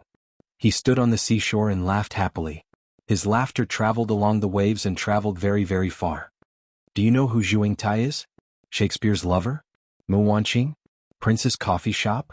A pregnant female bishop? A young boy and girl? Fan Xian looked at the 2 perplexed women beside him and said in a loud voice, That is Harita Maki, my favorite. After a bout of laughter, Fan Xian stood by the seaside and immediately felt comfortable. His talent in martial arts was not as good as Haitang in 13. In terms of politics, he could not catch up to the emperor. He was not as good as his father-in-law at cultivating disciples. In terms of scheming, he was far behind Qin Pingping and even Yan Bingyun. He was not as patient as his father. He was not as determined as Ku He. He was not as clear as the little emperor about what she wanted. He was not as good as Sigujien, who could see all things as ants. There were too many exceptional people in this world. Fan Xian was not much. The only thing he could rely on was his own hard work. However, in this second life he was so successful and stood in his current position. It was because his mother had come to this world in advance and he was the same. He also had a lifetime's worth of knowledge that the people of this world did not have. This was the source of his courage and the foundation of his confidence. Lang Qiao stood on a large tree by the seaside. The tips of his feet stepped on the treetop. As the sea wind blew, he floated gently. The two curved knives by his side made a clanking sound. He narrowed his eyes and looked calmly at the seaside. He didn't hear clearly what the emperor and Fan Xian had said, but he heard clearly Fan Xian's wild and somewhat arrogant laughter at the end. The three people by the seaside knew that it was not just Lang Qiao. Perhaps there were other powerful figures such as people from the Sword Hut, who were secretly watching this conversation. However, they were not very worried. They faced the ocean. There was no one on the ocean. Fan Xian's hand held the Northern Qi Emperor's hand and then Sea Lily's. Calmly he said, "No matter which one of you is pregnant, don't forget to tell me, the father." After these words were said, the Northern Qi Emperor's expression darkened. He glanced at Sea Lily. Fear floated onto Sea Lily's face, but she was not very afraid in her heart. If one were to look from behind, Sea Lily was leaning against the Northern Qi Emperor's side, while Fan Xian was standing on the other side. The three of them did not appear small against the backdrop of the blue sea. On the contrary, there was a sense of warmth. That night, a heavily guarded but unmarked group left Dongyi. Other than those in the upper echelons, no one knew that the Northern Qi Emperor and Imperial Consort Li were in this group. The Northern Qi Emperor had bravely come to Dongyi with the determination to cut off all means of retreat and try to find the last chance of victory for his country. In the end, he returned gloomily. Other than receiving Fan Xian's nonchalant words, he had gained nothing. Of course, for a woman, even if this woman claimed to like women, to be able to have such a night and such a beautiful beach in this absurd and dangerous imperial life, perhaps this would be a story that she would never forget for the rest of her life. To have this was actually enough, was it not? When the Northern Qi Emperor looked back at Dongyi in the dusk from the window of the carriage, was she thinking of Northern Qi's future or that man? The Northern Qi diplomatic group remained in Dongyi, but they had all given up hope. Although Dongyi still treated them with courtesy, everyone could clearly see that they had already begun negotiations with the Qin people. The details of the negotiations had been released through some unknown channel. The Qin kingdom's conditions were not harsh. For the merchants and commoners of Dongyi, they were unexpectedly relaxed. Other than the vassal states that were about to send their hostages into Jingdo and sink into a gloomy fog, the reactions of the commoners were rather normal. Of course they would be sad and disappointed just like Yin Zhilan. However, there was no overly intense opposition. The negotiations were still ongoing. The implications of this matter were too great. Even if they had to talk for an entire year, it was completely necessary. Thus, the secret message sent from the Jingdo Palace was not overly hurried. On the contrary, the Qing Emperor told Fan Xian not to rush. His words were filled with comforting and encouraging words. Fan Xian was not in a rush. He had talked for a number of years about that beautiful city in the south, much less today's situation. He just wandered the streets in Dongyi and meditated by the seaside. Occasionally he would drink tea with 13th Wang and repair their relationship. His entire behavior was not like that of a powerful official of the Qin kingdom. Rather, he was like an idling Dongyi person with nothing to do. Time passed in a flash. Fan Xian had been in Dongyi for almost a month. He finally stepped into the Sword Hut again to see the great Grandmaster who had been injured by the shadow and was bedridden. P.S. Today's chapter was very annoying to write about. Women are too difficult to write about. They also have to make everyone's appearance and personality different. Furthermore, it is easy to attend to one and lose sight of the other. It is too exhausting. I've decided that the next book will have at most 4. As for the different colors of the sea in yesterday's chapter, it refers to the human heart being like the sea. The depth is different, but it is all very complicated. Chapter 648. Dear readers, please give me some face. Please do not attack the books that other authors have worked so hard to write. This is something I have always cared about. The order of the monthly votes is very interesting and intense competition. It is actually beneficial to one's mental and physical health. Please do not get angry and hurt each other's feelings. That is not good. Please be peaceful, do not be lascivious, and do not hurt. Thank you very much, very much. I don't understand how you can keep holding on. There was no one else in the room in the sword hut. It was very quiet. Fan Xian sat on a chair by the bed and quietly said to the skinny old man on the bed, "You've held on so hard." What? Fan Xian was still somewhat afraid of this great grandmaster. Otherwise, given his sharp nature under his gentle appearance, the words he would have said would have been even harsher. Although Sigurd was already at the end of his rope, he was still afraid that the skinny old man on the bed would suddenly become a large sword and ruthlessly hack toward him. Sigurd lay on the bed and looked upward with soulless eyes. Although his breathing was not rushed, it was unusually deep. It sounded like a broken bellow, giving one the feeling that the flame in the furnace was about to go out. This was exactly what Fan Xian did not understand. Sigurd had clearly been hit by Yi Liuyun's Sanzhou and the Emperor's Way of the Emperor's Punch on Dong Mountain. His life had long been extinguished. He didn't know what method he had used to be able to struggle at death's door for 3 years. However, a month ago, after being stabbed twice by the Shadow's thunderous sword, this great grandmaster finally could not hold on any longer. The Zhenqi in his meridians had completely dissipated, and he had become a piece of dead wood on the bed. Fan Xian could clearly sense the pain and price Sigurd had paid to forcefully extend his life. He didn't understand. Since living was so difficult and the agreement had already been reached, why did Sigurd continue to use the pure life-saving Zhenqi in his body to forcefully drag on? Sigurd's body was already very skinny. In this month's battle with the Netherworld, he had used up a lot of energy. He had lost nearly 10 kilograms. His entire body's flesh had withered. His skin was almost sticking to his bones. He looked terrifying. The sound of laughter rang out from the bed. In a raspy voice, Sigurd said in a low voice, "There is no reason for life and death. I don't want to die yet, so I want to live." Fan Xian looked at him calmly. After confirming that he was already paralyzed in all 4 limbs, he couldn't help but sigh. Standing up, he said, "Logically speaking, your disciples have injured me many times in the past. Of the 100 tiger guards you killed on Dong Mountain, many were trusted subordinates whom I wanted to protect.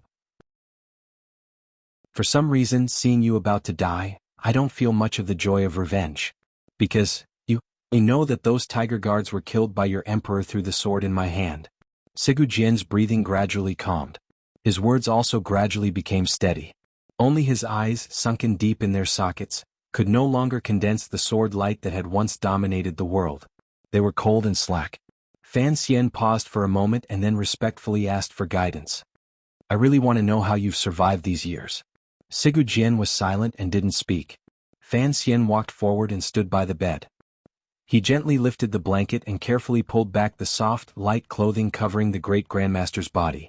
Looking at the large wound on his chest, he didn't speak for a long time. This was a rude and disrespectful action. No one else in the sword hut saw it, but Fan Xian still felt that his action was rude and inappropriate. He only glanced at it before carefully pulling the clothing on Sigurd's body into place. A great grandmaster on the verge of death could only have Fan Xian look at him like he was examining a corpse.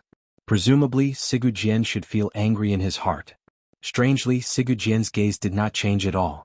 He only looked at the beam above his head. No one knew what he was thinking. Fan Xian sat back in the chair and began to carefully think back to the wound he had seen earlier. The reason he was interested in Sigurd's wound was because he truly didn't know how this great grandmaster had extended his life by 3 years. He knew that the true cause of Sigurd's death was the punch the emperor had landed on his body. Even if he was a great grandmaster, the meridians in his abdomen had all shattered, and his organs had all rotted. How could he have survived? In the manner of the master of the city, when the shadow had tried to assassinate Sigurd, Fan Xian had caught a glimpse of the strange wound on the great grandmaster's abdomen. The wound was suffused with a terrifying green light. This green light was a color Fan Xian was familiar with. It was the color of poison. Fan Xian sat in the chair and was silent for a long time. Suddenly he said, "How long did Sir Fei stay in Dongyi?" Sigurd smiled with difficulty. A moment later he quietly said, "Actually, you are smarter than you think." Fan Xian sat woodenly in the chair and said, "To use a strong poison to cut off meridians and freeze rotten flesh, this kind of mysterious method of using poison is not something everyone can do." He sighed and gently rubbed his temples. "I once heard Sir talk about this kind of realm when I was young, but I never thought that someone could actually do it.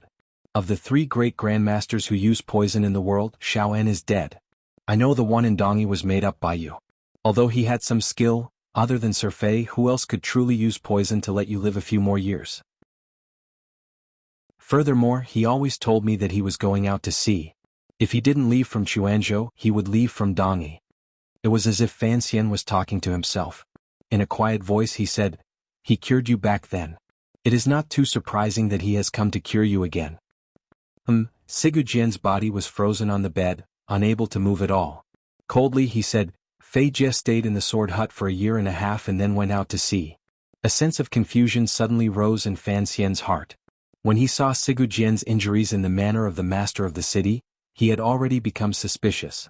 He had thought that Sir Fei Jie was still quietly hiding in the sword hut. He had not thought that he had long left. After he had been reborn into this world, other than his grandmother and Uncle Wu Zhu, his two relatives, Sir Fei Jie was the first elder he had met and the first person to wholeheartedly love him. Although he was a strange person, Fan Xian and Fei Jie had not spent much time together. The two of them were particularly close. It was a kind of intimacy forged through corpses and poison.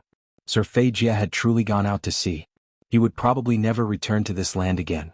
Fan Xian's heart suddenly felt cold. A faint sorrow welled up. He thought of how his father, Qin Pingping, and even the emperor might all leave him one by one, leaving him alone in this world. This was a sorrow that was difficult to bear. Fei Jie and Yi Luyun went out to sea together. Sigu Jian revealed another secret. Fan Xian was silent for a long time. After Dong Mountain, Yi Luyun had only recovered from his injuries for 2 months. Then, just like in the past few decades, no one knew of him again. Not even Yi Zhong and Yi Ling'er knew. However, the Qing people were all used to this great grandmaster's carefree life, so no one cared too much. Going out to sea? To a new land? Fan Xian smiled bitterly with difficulty. Everyone left quite straightforwardly. Yi Luyun was stabbed by me on the mountain. It is impossible for him to return to his original level, Sigu Jian said calmly as he lay on the bed. Sigu Jian lay on the bed and spoke calmly. There was not a trace of pride or ruthlessness. Fei Jie followed him out to sea and could take care of his injuries. Yi Luyun's hands could protect Fei Jie. These two old things lived quite freely. Fan Xian stood. After a moment of silence, he gazed at him and said, "The negotiations between the Qin kingdom and Dongyi are still continuing. As you know, this matter cannot be settled in a short amount of time. The nobles of the vassal states will certainly still retaliate. You are about to die. You won't be able to control these problems. When the time comes, I may be ruthless. This has nothing to do with me." Sigu Jian's small and thin body was buried under the blankets. He appeared very pitiful. "You're telling me this, cough, cough, are you leaving?" "I need to make a temporary trip back to the capital and then come back to deal with the follow-up matters." Fan Xian nodded and walked toward the door. When his feet suddenly stepped on the doorstep, he suddenly said, "Just what message did Qin Pingping have Fei Jie bring you?" It was like Sigu Jian had fallen asleep and did not reply. Fan Xian turned around at the doorstep. His eyes were full of worry. He continued to ask, "He wants to prolong Qin Pingping's life, and Qin Pingping wants to prolong your life. Why must you old people suffer so much? Sometimes I truly cannot believe that the old director would choose such a path. It is not in line with his sense of beauty. I'm also very surprised." Sigu Jian laughed in a very ugly way. "That old dog has clearly always been loyal to the Qing emperor. Why would he help me protect my life? Is he not afraid that I will slaughter through the hanging temple?" Fan Xian didn't open his mouth to speak. He thought darkly in his heart that the things that the old cripple was thinking of were just using human nature. What a wretched and painful plan this was. 3 years ago, before the Jingdo rebellion, the director was poisoned. Fan Xian suddenly lowered his head and said, "That person was someone from Dongyi." After saying this, he walked out of the room. He walked out of the lifeless room filled with murderous intent. He stood beside the large pit in the middle of the sword hut and raised his head to look at the sky. He was silent for a long time and didn't speak. White clouds floated in the sky. The round and bright sun was at the end of the long clouds. It looked like a burning brush drawing an eye-piercing picture in the blue sky, burning itself to illuminate others. The universe was originally dark, but its eyes could not tolerate any darkness. It furiously burned the fuel from the beginning of time, wanting to illuminate all of the darkness hidden behind the stars. Fan Xian stood beside the sword pit and took a deep breath. The 2 circulations in his body slowly moved. Tianyi Dao's Jinqi protected his heart and meridians. He raised his tyrannical true method to the highest realm. The Jinqi in his body was abundant. It surged until his clothes flapped loudly in the windless environment. A seemingly endless stream of Jinqi flowed along his arms and into his steady palms, slowly being released. This was a method of circulating Jinqi. Not everyone knew it. It was a useless method Fan Xian had thought of to climb the cliff. However, he had practiced it for 20 years and was very familiar with it. The Jinqi was released and moved according to his will. It was very natural. It was an interesting idea. Who would have thought that many years later, it would have such an effect? Fan Xian stood beside the sword grave with his arms spread out in both directions.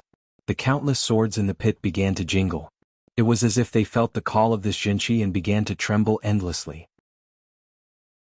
A simple sword was the first to be unable to withstand this kind of power. The tip of the sword cried out sorrowfully and broke free of the yellow earth at the bottom of the pit.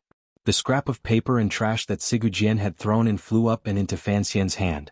Fan Xian looked calmly at the sword in his hand and compared it to the sword of the Wei Emperor he often used. He found that it was indeed not eye-catching at all. He couldn't help but laugh bitterly and say, "It's also fate." On the bed in the darkness of the room, the dying great-grandmaster Sigu Jian smiled and said to himself, "It's still not enough." Fan Xian looked at the sword in his hand and sighed. It's still far from enough. In the darkness of the night, 3 carriages headed west as fast as they could. The group of carriages carried the honored guests of the Qin kingdom.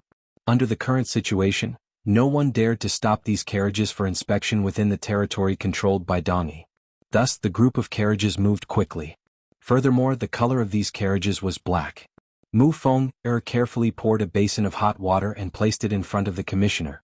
He was terrified that as the carriages moved forward, he would spill the water. Fan Xian's daily life could be considered luxurious. He didn't know where these Overwatch Council officials obtained hot water. He scooped up a scalding towel from the basin and forcefully wiped his tired face. "Is there any news from Jingdo?" "Everything is as usual," Mu Feng replied quietly as he glanced at him.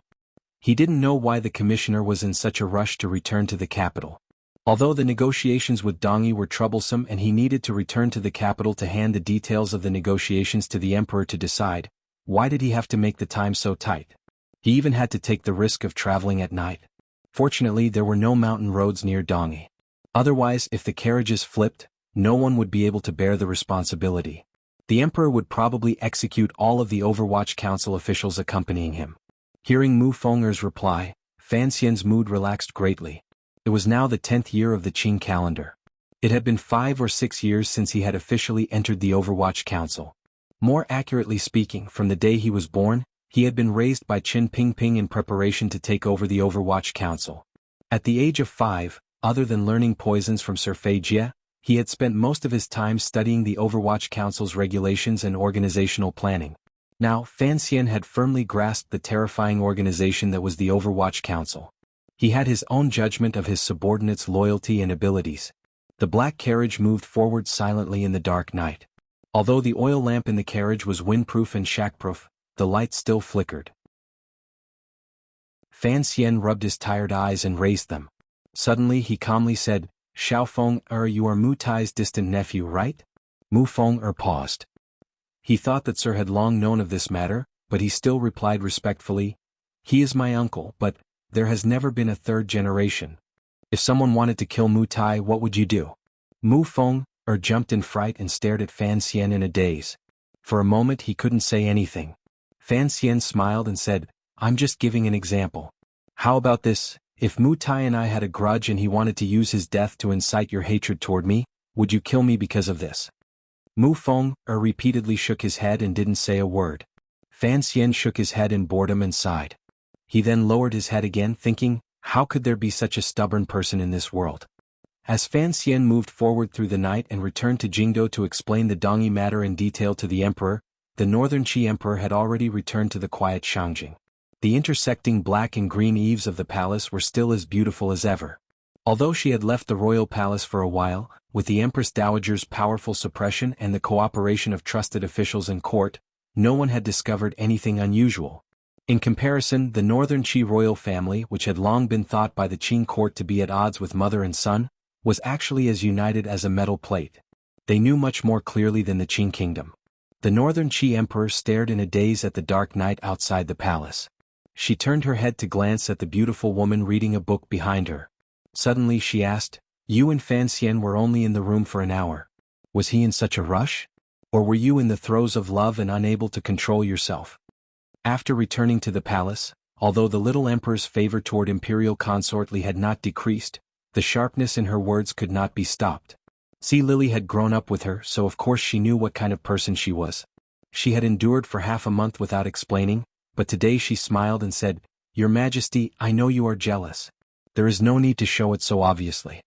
When Fan Xian had said those words, the little emperor's expression had become ugly.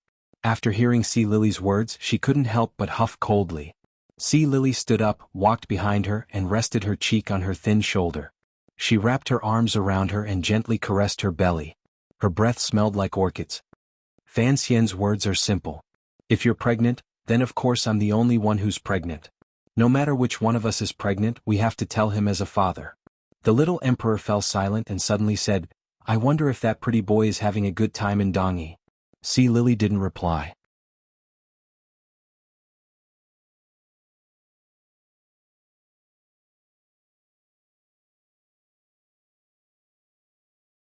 Chapter 649.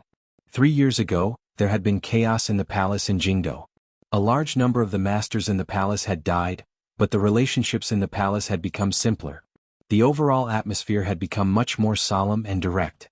The empress had died. It looked like the emperor had no intention of making a new empress. The empress dowager had died. There was no longer an old woman sitting high up and watching over the concubines. Lady Shu had indifferently accepted the result of her son's death. She only ate vegetarian food in the cold and cheerless palace. The emperor not banishing her into the cold palace could already be considered exceptionally merciful. In the palace, the women with the most power to speak were the third prince's mother, Yi Gui-pin, and the great prince's mother, Lady Ning. These two concubines had both been injured in the palace rebellion. They had formed a blood-stained friendship in the battle. They worked together to handle matters in the palace and could be considered very harmonious. As for the matter of passing on the throne, which could affect the atmosphere in the rear palace, it could not cause any major problems at the moment. Although the emperor had not chosen another crown prince, everyone knew that the prince most likely to take over the Qing kingdom was the third prince, Li Qingping. Although the third prince was still young, only a 13 or 14-year-old youth, the only two elder brothers who could threaten his position were the great prince. Everyone knew that the great prince did not have the slightest intention of coveting the throne. Furthermore, he had the blood of a Dongyi female slave girl in his body. This made it naturally difficult for him to inherit the throne. There was also a potential competitor, which was Fan Xian. However, Sir Fan Jr. was, after all, an illegitimate child. Furthermore, he was the third prince's teacher. Most importantly, looking at what had happened these years, Sir Fan Jr. had no interest in that throne at all. As for whether or not Fan Xian had any interest in the eyes of the officials and concubines in the palace, that was a question worth pondering. At least for now, the third prince's path was bright. The support at his side was real. The path of the entire Qing kingdom was clear. Thus, the atmosphere in the royal palace was good. Small, united meetings were held every day. Everyone's spirits were filled with a sense of striving to improve. Fan Xian traveled the entire way. By the time he returned to Jingdo, it was already dusk. After he entered the depths of the palace, the entire sky had darkened. He sat in the imperial study and rubbed his slightly bulging stomach. He couldn't help but frown, thinking that he should have gone to Xinfeng restaurant to get some buns before entering the palace. This was just a wonderful idea. He had the emperor's heavy responsibility. Since he was returning to the capital to report, how could he dare to linger outside the palace? Just as he was feeling annoyed, he suddenly saw two young eunuchs carrying a meal box into the imperial study. No one knew where the emperor was eating dinner in the palace. Even if the internal court notified him that Fan Xian had returned to the capital, he would not be able to rush over. Fan Xian looked in a daze at the food in the box. He smiled and said, "You know I haven't eaten?" Eunuch Yao usually followed at the emperor's side. The head of the eunuchs on duty outside the royal study was also someone Fan Xian was familiar with. It was Eunuch Dai, who had performed a great service in the palace coup. Eunuch Dai looked at Fan Xian with a wide smile and said, "You are anxious about state affairs. Presumably you have missed your meal. Pick some refreshments first. The emperor is eating in the back palace at this time. Even if I wanted to reward you with a bowl of fish roe rice, I'm afraid it would be too late." Fan Xian did not stand on ceremony. He began to attack the food in the box. As an official, sitting in the royal study when the emperor was not present was a crime punishable by execution. To eat in the royal study without asking for an edict was even more disrespectful. However, he had long received a special edict, so he sat calmly and ate without worry. To the side, Eunuch Dai smiled and thought in the end Sir Fan Jr. was not a normal official. Immediately after, he thought of the matter that had been spreading around the world recently. Eunuch Dai's heart heated up again. Sir Fan Jr. had performed a great service for the Qing kingdom. He didn't know how the emperor would reward him. The reason this head of eunuchs felt hot was because he knew that most of his future was in the emperor's hands. The other half was completely connected to Sir Fan Jr. His life in the palace had always been smooth sailing. It was not until Fan Xian appeared that he began to suffer misfortune and rise again. Because he had contributed greatly during the Jingdo rebellion, he was now the deputy head eunuch. His status was even more noble than when he had been in Lady Shu's palace. Occasionally, Eunuch Dai would think with lingering fear that if he had continued to be on duty in Lady Shu's palace, he would probably already be a member of the Cold Palace or even long dead. Thinking of this, he couldn't help but glance behind him out of the corner of his eye. The eunuch following him had once been a popular figure in the royal study. It was a pity that he later served his master in the Eastern Palace. Although he hadn't done anything wrong, his status had already plummeted. Fan Xian put down his chopsticks and said a few warm words to Eunuch Dai. Only then did he slowly turn his gaze behind him. He looked at the increasingly steady young eunuch, whose acne was still clear on his face. Calmly he said, "You still haven't died." "That is somewhat unexpected." Hongzhu's face was full of respect. He bowed toward Fan Xian and replied, "I have received the emperor's favor and came out of the Cold Palace at the end of the year. In the future, remember to serve the emperor more attentively." Fan Xian said these words without much emotion and then closed his mouth. Eunuch Dai could see that his mood was not very good. He casually said a few words of flattery and then led Hongzhu out of the royal study. He thought to himself that there had always been rumors in the palace that Eunuch Hong and Sir Fan Jr. did not see eye to eye. Back then it was Sir Fan Jr. who had kicked this kid to the Eastern Palace. Looking at it now, it was indeed so. He couldn't help but laugh coldly 3 times in his heart. He thought to himself that even with old Eunuch Hong watching over Hongzhu, he was still no match for the little duke's hand that reached in from outside the palace. Now that Eunuch Hong was dead, Hongzhu's position in the palace was very awkward. Eunuch Dai completely did not notice that when he left the royal study, Fan Xian and Hongzhu met each other's eyes. There was mutual concern in their eyes. Then they gently and imperceptibly nodded their heads. It was completely silent in the royal study. Fan Xian silently sorted through the thoughts in his mind. It was expected that Hongzhu would come out of the Cold Palace. This kid had always been well liked by the nobles in the palace. In the rebellion, it appeared that Hongzhu had no knowledge of it. It was expected that he would be used. Of course, in this matter, Fan Xian had gone around many twists and turns and helped Hongzhu put in some effort. As for the entanglement of the 3 years, Fan Xian had already stopped thinking about it. At least, this little eunuch had helped him too much. In terms of affection, it was he who owed him and not the other way around. Just as he was thinking this, a wave of hurried footsteps came from outside the royal study. The faint light of a lantern came from the other side of the glass window, illuminating the night and floating toward them. Fan Xian quickly pulled back his stretched arms and stood to welcome the emperor. The door to the royal study was pushed open. The Qing emperor, dressed in a bright yellow robe, walked in with large steps. His slightly thin face was calm. Only the white hair at his temples revealed his true age and how much energy he had expended these years. The group of serving eunuchs did not enter.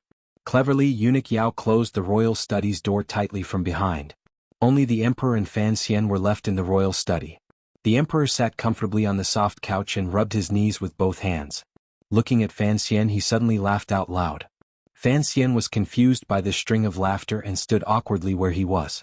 The emperor shook his head and said, "You're very good." Since he was very good, why did he shake his head? Fan Xian laughed bitterly and took out the box of secret memorials that the council had prepared and placed it on the low table in the middle of the soft couch. The emperor opened the box and began to read it carefully. Inside the box were the preliminary results of the negotiations between the Qing kingdom and Dongyi, as well as the Overwatch Council's analysis of Dongyi's bottom line, the territory map that Dongyi had presented, and the detailed situation of the distribution of people and finances. The Dongyi matter had long shocked the entire world. The diplomatic group responsible for the negotiations, including Fan Xian himself, maintained a daily exchange of the details of the negotiations with the royal palace in Jingdo. The emperor knew the details of the negotiations very well. After all, the two places were very far apart. If he wanted to truly grasp the first-hand situation, he would need Fan Xian to return to the capital and make a face-to-face report. The emperor slowly put down the file in his hands and stood. Walking to one of the walls of the royal study, he pulled open the curtain hanging on the wall. Below the curtain was a large map of the world. On it was clearly drawn the roads of each province. Even the coastlines to the east and south were drawn in great detail. This map not only included the territory of the Qing kingdom but also the territory of northern Qi and Dongyi.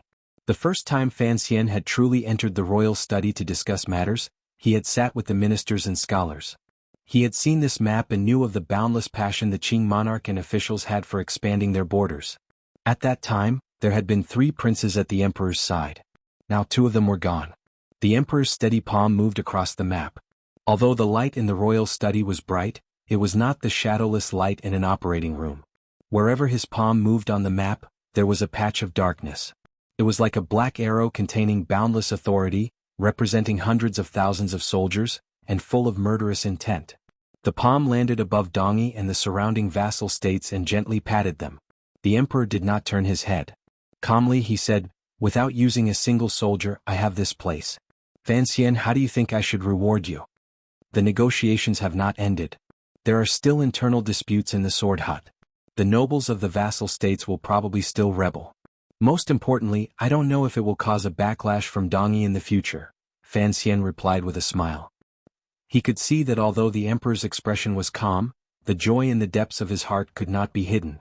This emperor, who wholeheartedly wanted to unify the world and establish a legacy that would last for thousands of generations, had spent decades to finally eliminate Ku He and Sigu Jian, his 2 greatest opponents. He had taken the first step on a journey of tens of thousands of li. That kind of joy could not be faked. "How is Sigu Jian?" The emperor turned and smiled. He did not continue to raise the question of rewards. Instead he asked about the matter he cared about the most. "His entire body is paralyzed. He will die within 3 months without a doubt," Fan Xian answered quickly and without any hesitation. The emperor thought for a moment and then sighed quietly. "He's going to die. However, I truly admire this sword fanatic. He took a blow from Uncle Luyun and a punch from me, yet he was still able to live for so long. The strength of this person's physical body is indeed the strongest of us." Naturally, these words excluded Wuxia. Fan Xian's eyes moved slightly. In a quiet voice he said, "It is also fortunate that Sigu Jian did not die. Only he can suppress the warriors in the sword hut." If he had not nodded his head, this negotiation would probably not have succeeded. The emperor smiled and didn't say anything. He still did not understand his son. Were these words putting in a good word for Sigu Jian? What was the point in putting in a good word for a great grandmaster who was about to die? Fan Xian thought for a moment and then said, "In my opinion, this negotiation will probably last until next year. At that time, Sigu Jian will have long died. However, since he has set the tone and spread it everywhere, presumably, the disciples of the sword hut will not dare to disobey." "Will 13th Wang take over as the master of the sword hut?" the emperor suddenly asked. For this emperor, he did not care at all about Fan Xian and 13th Wang's personal relationship. What he cared about was that, in order to truly control the territory of Dongyi, the master of the sword hut had to be someone he could control. The young disciple of the sword hut, 13th Wang, had deep ties with the Qing kingdom. Regardless of his abilities, he had to be someone he could control. Fan Xian's heart tightened. His mind spun quickly. The opening ceremony has been delayed by a month. No one has said anything. However, I have not found out who Sigu Jian is planning to give the sword hut to. There is no need to find out. The emperor's expression darkened. If Dongyi is truly willing to submit, the master of the sword hut must be appointed by me. Regardless of who Sigu Jian chooses, if I don't nod my head and seal, then it cannot be done. Fan Xian's lips tasted bitter. He had been worried that Sigu Jian would forcefully reveal the Shadow's identity and have him become the second master of the sword hut. Now, it looked like he should be worried about something else. The emperor's actions were very similar to how he had appointed the head of the lamas. Thinking about it closely, it made sense.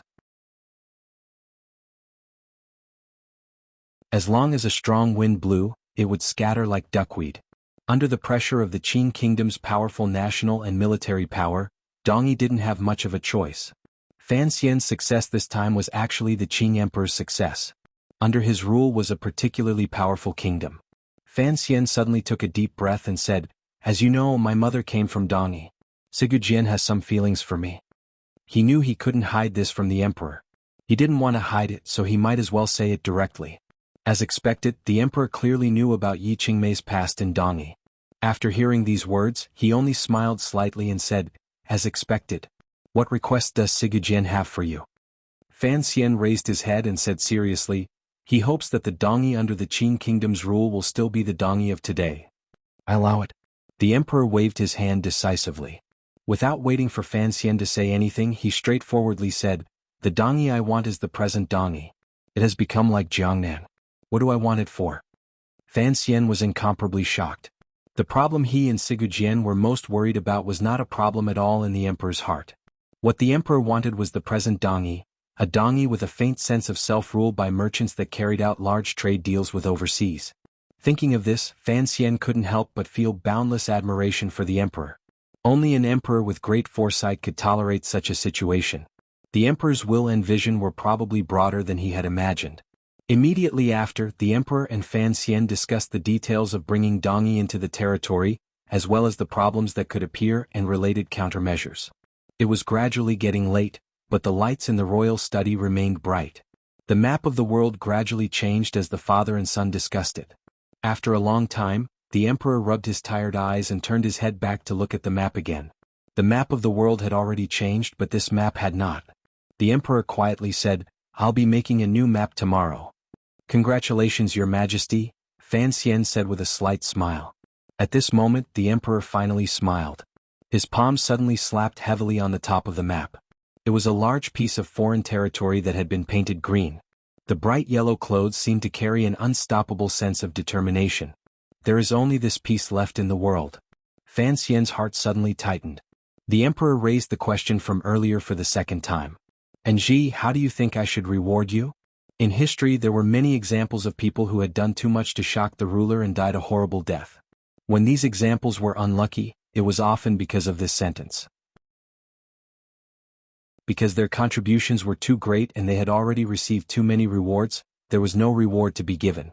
It was impossible for the person on the throne to give half of the throne to these examples. Thus, without exception, the examples all ran down the road to death. Occasionally, there were examples who jumped out and successfully rebelled, but they were in the minority. Hearing this question, Fan Xian did not feel any fear at all. He only pulled a long face and sank into thought. His contributions this time were not great. Based on what he had said earlier, Dongyi's submission was ultimately because of the Qin kingdom's strength. He was just a primer, an excuse Sigujian used to convince himself. As for his contributions being too great to shock the ruler, forget it. The emperor's self-confidence and narcissism were the first in 1,000 years. In his life, he had never worried about which official or son would be able to surpass him. A powerful emperor would have a strong tolerance towards the people under the dragon throne. However, Fan Xian did indeed have the third problem of the examples. It was the problem of having no reward to give. He was already a first-rate duke and sat in the two great treasuries of the Palace Treasury and Overwatch Council. The power in his hands was 1/3 of the world. What more could the emperor reward him with? Was it really as the people in the diplomatic group secretly guessed that he would be made a king? However, he had to ask for a reward. The entire world was watching Jingdo. If Fan Xian performed the greatest service but didn't have a reward he could take out, the officials would probably all feel bitterly disappointed in the emperor. After a long time, Fan Xian suddenly smiled bitterly. Looking at the emperor by the map, he scratched his head and said self-mockingly, "How about you give Dongyi to me?" Of course this was a joke, a huge joke. At most, being made a king would be an idle prince of Dambua. If he actually gave Dongyi away, it would be splitting the land and making him a marquis. The emperor also smiled. However, his smile was not as amusing as Fan Xian had imagined. On the contrary, it carried an indescribable sense of mockery. "It looks like Sigujian is truly as he said on Dong Mountain. He wholeheartedly wants you to be the master of the city." Fan Xian's heart chilled. He smiled bitterly and replied, "In any case, the master of the city doesn't care. Let's change it." The emperor couldn't be bothered to continue his conversation. He sat down and picked up a cup of warm tea to slowly sip. Fan Xian stood in front of the emperor and had a headache for a long time. Probingly he said, "But someone has to be sent to manage Dongyi. How about we have a prince be the master of the city?" In the present Qin kingdom there was only one prince, the great prince. He had Dongyi blood running through his veins and a noble status. Furthermore, if they wanted to subdue the hearts of the Dongi soldiers and civilians, it would be an excellent move for the great prince to be the master of Dongi. We will discuss this matter in the future. The emperor furrowed his brows. It was clear he was moved by Fan Xian's suggestion, but more than that, he was worried. I won't enter the Hall of Governmental Affairs, Fan Xian suddenly muttered. Staying with those old men every day is so boring. The emperor smiled and said, Sir, he is also in the Hall of Governmental Affairs, isn't he? He is also a young man. These words were just words. The emperor would not allow Fan Xian to give up the power of the Overwatch Council and enter the Hall of Governmental Affairs, destroying his plans for the future of the Qin kingdom. Hearing the emperor's words, the face of the hateful official who watched over Ruorwo every day outside the Dongbua medical shop immediately rose in front of Fan Xian's eyes. He laughed coldly and said, If your majesty truly wishes to reward me with something, I would like to ask you to grant me 2 edicts. Concerning the matter of the appointed marriage, Fan Xian and the emperor had been in a cold war for over half a year. The moment Fan Xian opened his mouth, the emperor knew what he wanted to say. He thought to himself, how dare you use your achievements to ask for favors? His expression became ugly. 1 edict for Ruorwo and 1 for Wuxia, Fan Xian said in a low voice. Please allow them to choose their own husbands. The emperor looked at him coldly. A moment later he suddenly said, In the matter of Wuxia, I will allow you. But I will not allow your sister's marriage. Fan Xian pretended to be angry, but his heart was calm. He knew that the emperor would never relent on this matter because the other party wanted to use this matter to completely suppress him. Unless he relented and used the relationship between father and son and the will of a ruler and official to plead with the other party would certainly not let it go. This was a fit of pique, but it was not just a fit of pique. The emperor wanted to completely control Fan Xian and have him completely lower his head in front of him. The emperor had always clearly felt that his son was different from other sons. He had too many traces of his mother. On the surface, his dead sons were incomparably respectful to him, but in secret, they were thinking of things that were lower than pigs and dogs. And Ji, on the other hand, had a glimmer of unwillingness to be honest seeping out of his bones. Although the emperor admired Fan Xian's absolute sincerity, he wanted to beat this sincerity into absolute loyalty. There is no need to speak of this matter again. The emperor stared at Fan Xian with a cold expression. He suddenly thought of something and smiled slightly. Just 1 edict from Wuxia is to reward you for today's work.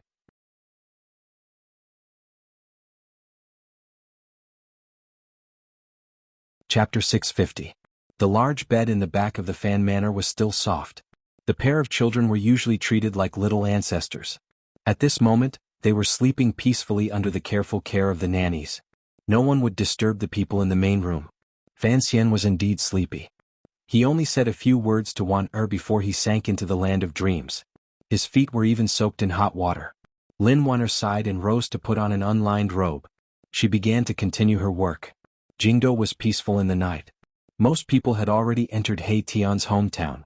Only the emperor, who was unusually diligent, was still reading through the memorials sent from the 7 roads and provinces. Although these memorials had already been read twice by the Hall of Governmental Affairs, the emperor was used to scrutinizing everything under the heavens, so his workload was still great. The light in the royal study did not tremble at all, but the door began to tremble. Eunuch Yao led another plain-looking eunuch into the royal study without asking for permission. The emperor raised his head and glanced at the 2 of them. He furrowed his brows and said, What did you find? Eunuch Hong had died on Dong Mountain. Eunuch Ho had died during the Jingdo attack on the palace. The internal court eunuchs were all under Eunuch Yao's control. Although the power of the internal court was not great, because of its special position, its power could not be underestimated. Other than the defense of the palace, the most important responsibility of this department was the bridge through which the emperor secretly controlled the Overwatch Council. This was the Internal Affairs Bureau that had given the Overwatch Council headaches in the past. However, because of Qin Pingping's existence, the internal court appeared rather humble in the eyes of the Overwatch Council and could not be of much use. Later, the emperor had the Imperial Censorate begin to compete with the Overwatch Council. Thus, many people began to forget that the internal court had such a function. Eunuch Yao didn't say anything. He accepted the 2 files from the plain-looking eunuch's hands and placed them on the table in front of the emperor. The files were thin. There was certainly not much content inside. The emperor scanned them lightly. His expression changed slightly before immediately returning to normal. But it was this slight change that caused Eunuch Yao's heart to sink into ice. The emperor's expression did not change even when the eastern mountain collapsed in front of him. Under the siege of two great grandmasters, he still talked and laughed without fear. Yet because of this thin piece of paper he was moved. It could be imagined that the content inside had a great impact on the emperor's mind. The contents of the paper had nothing to do with the assassination in the floating temple. Even if it was related, it was only the later part. What the internal court had been investigating these 2 years was the whereabouts of the city-guarding crossbows produced by the palace treasury's third workshop that winter. Those city-guarding crossbows in the valley on the outskirts of Jingdo had almost caused Fan Xian to die a tragic death. Later, the emperor and Fan Xian both found out that the attack was done by the Qin family, but these city-guarding crossbows were numbered in the name of the Dingzhou army. The emperor withdrew his gaze from the file and was silent for a long time without saying a word. It was as if he also did not understand this matter. That day, Fan Xian had been assassinated in the outskirts of Jingdo. As a ruler and a father, it was difficult for him to suppress his anger. No matter how he investigated, he could not find anything specific. It was not until today, after the internal court's painstaking investigation, that they discovered that there was a shadow in a wheelchair behind the matter. Other than being shocked, the emperor did not understand. Even someone like him could not understand why that old dog would do such a thing. Furthermore, it was clear that Enji did not know of this matter. Otherwise, he would not have gone through so many twists and turns to find a glorious and comfortable path of retreat for that old dog. The emperor rubbed his slightly tense brows and coughed gently. Picking up another file, he glanced at it and asked, "Did that person from Northern Qi also go to Dongyi?" "Yes." The plain-looking internal court investigator said respectfully, "The Duke of Danbo kidnapped the Northern Qi emperor into his hut. Afterward they met privately by the seaside. As for what exactly they talked about, we were unable to find out." Fan Xian had not reported this matter to the emperor. The emperor looked at the paper and Fan Xian's every move in Dongyi recorded on it. His brows became slightly dark. A moment later he said, "What else?" The knives that appeared in Qingzhou were indeed produced by the third workshop of the palace treasury, but they were trial models. They had not yet been distributed to the military, so they could not have come from the military. The plain-looking eunuch continued, 3 of those knives appeared. In the end we only obtained one. Following the emperor's orders, we sent this knife to Sir Fan Jr. to give him a reminder. Looking at it later, it should have been the person on the grasslands who took the other 2 knives. It looked like he was helping the Duke of Danbo hide something. Xia Mingji and the second young master of the Fan family's cross-border goods have long been watched. They are all daily necessities. These knives shouldn't have come from this channel. Although Eunuch Yao was the head eunuch of the internal court in name, in reality, the internal court's investigations were directly answered to the emperor.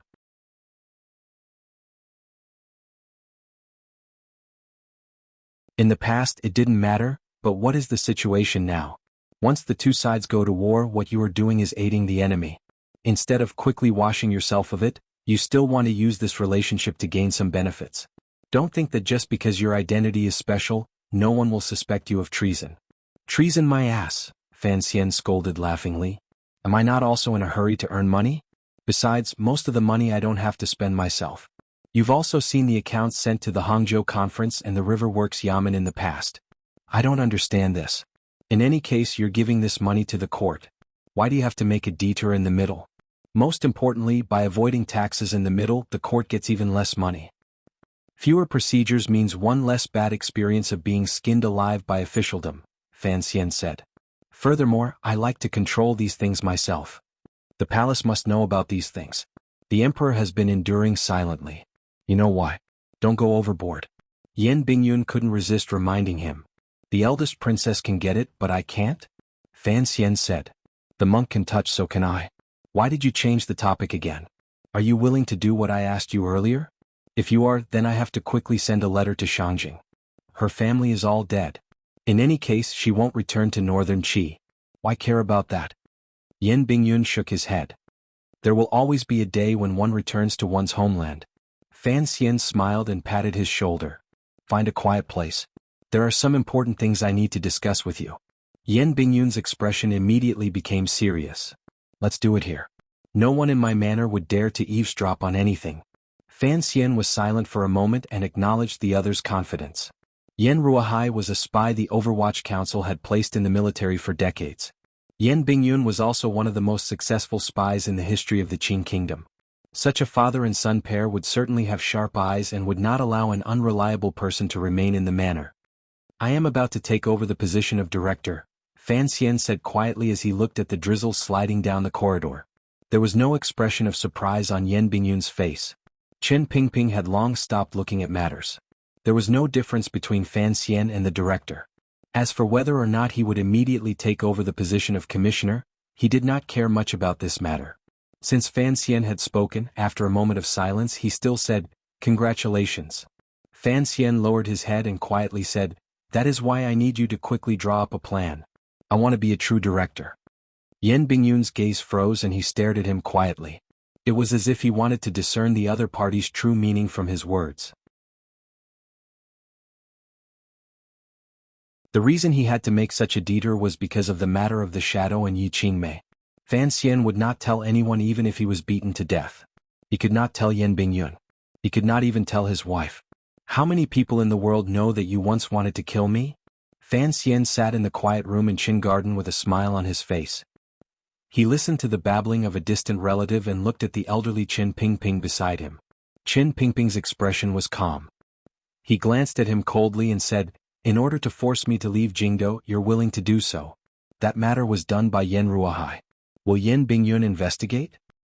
"I'm not hoping for him to investigate.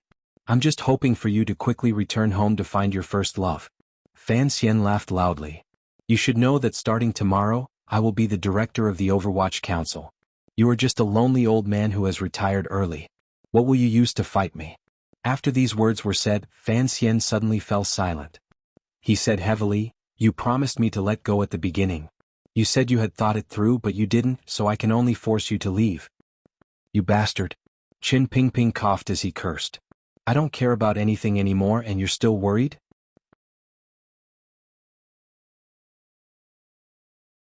Chapter 651. Canvassing for votes was really tiring but I still had to do it.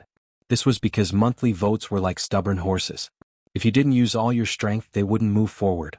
However, I was really out of words. I had to save the golden sentence for canvassing for votes for the last day.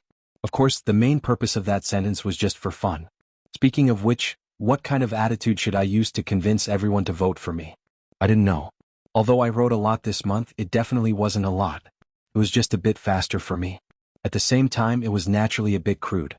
If I wanted to fight for feelings, I felt that after writing about the year of Qingyu for a year and a half, I was afraid that Xu Fei's feelings would be too mushy and I would write my proclamation for canvassing for votes into Qiangyao prose.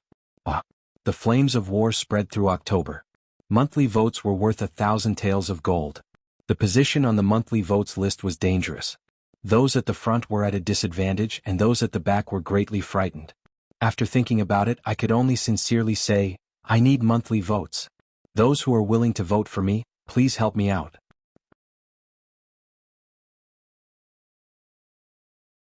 Chapter 652.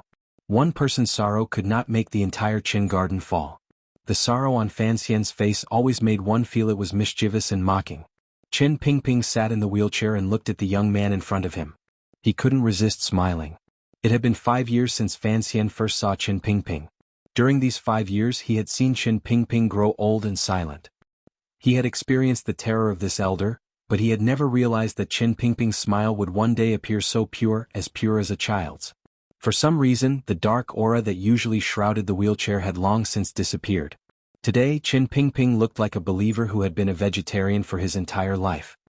His entire body exuded a refreshing and pleasant aura, as if he was transparent from the inside out. Fan Xian stared at his face in a daze. He knew that one's appearance came from one's heart, but he didn't know what kind of mental journey had made Chen Pingping become like this.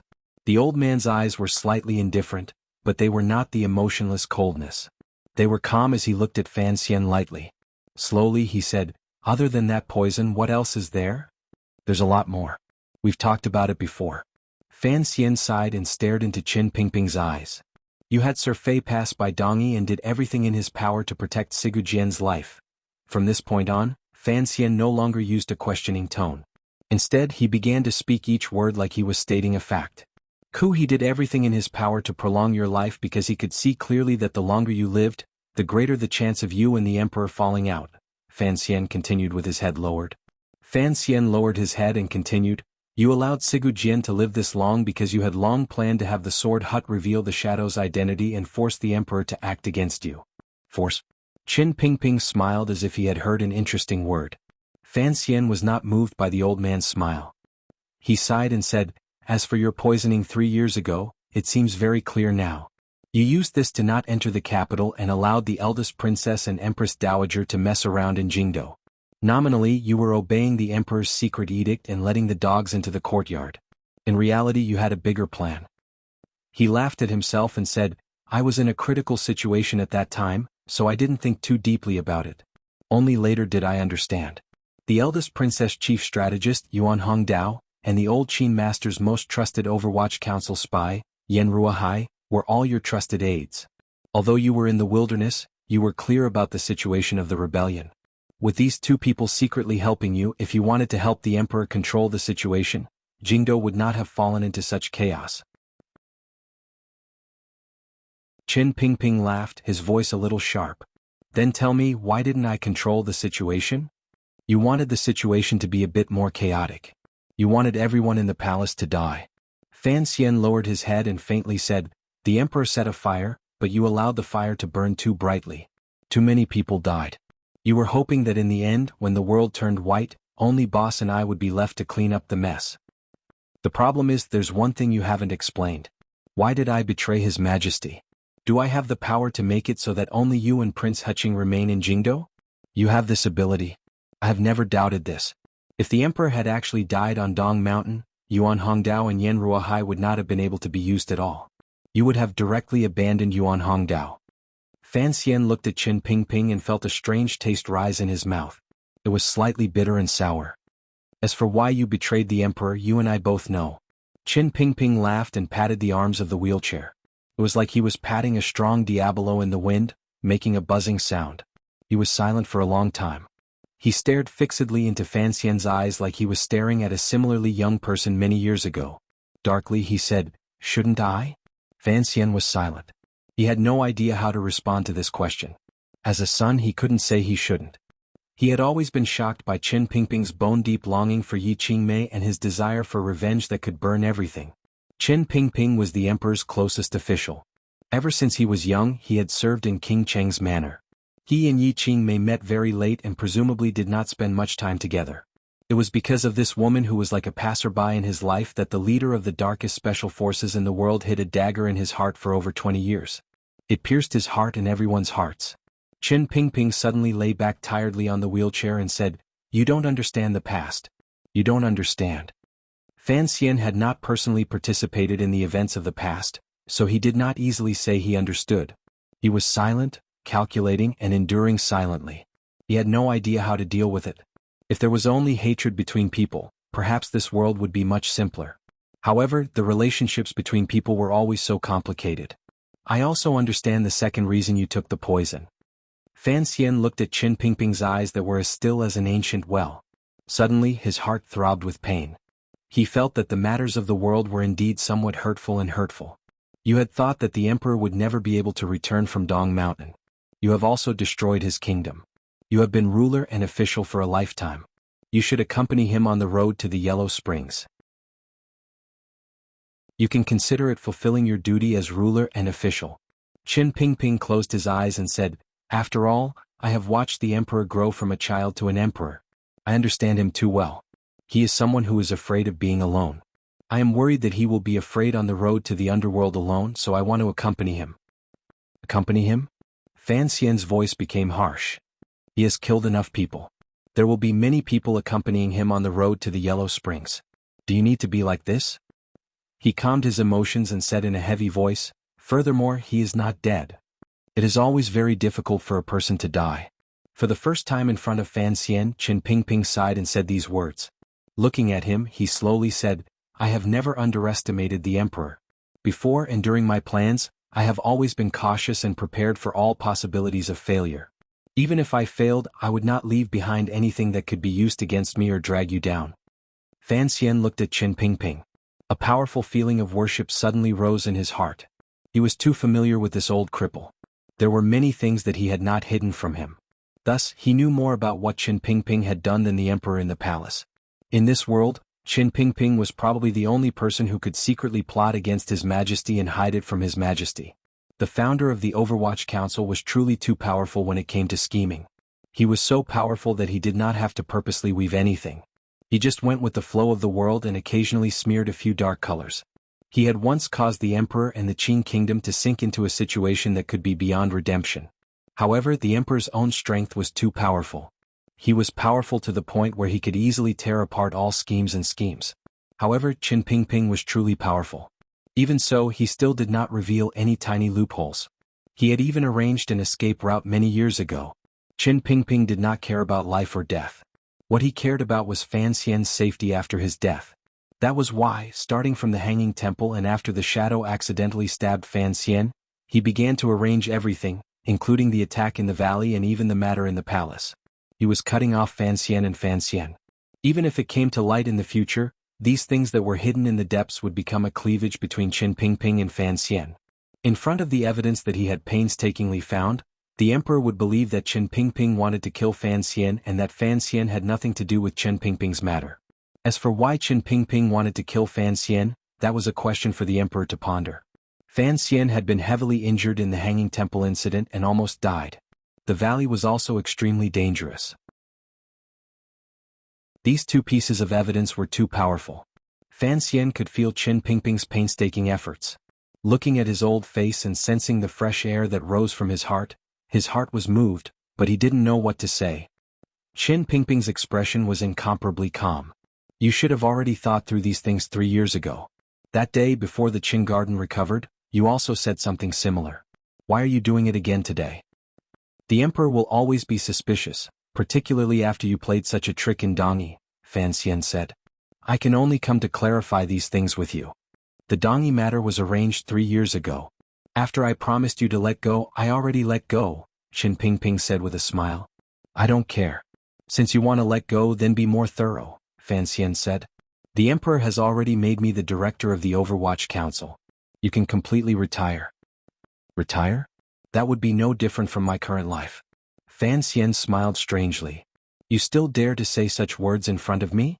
If you are not willing, even if I am the director of the Overwatch Council for another 10 years, the Overwatch Council will still be yours. Oh no. Qin Pingping also smiled. The Overwatch Council is the emperor's. Oh no. Fan Xian mimicked his tone and sighed. 20% of the Overwatch Council is the emperor's, 30% is mine, and the other half is yours. It will always be yours. Having been in the Overwatch Council for so long, Fan Xian knew the frightening degree of control the old cripple in front of him had over the Overwatch Council.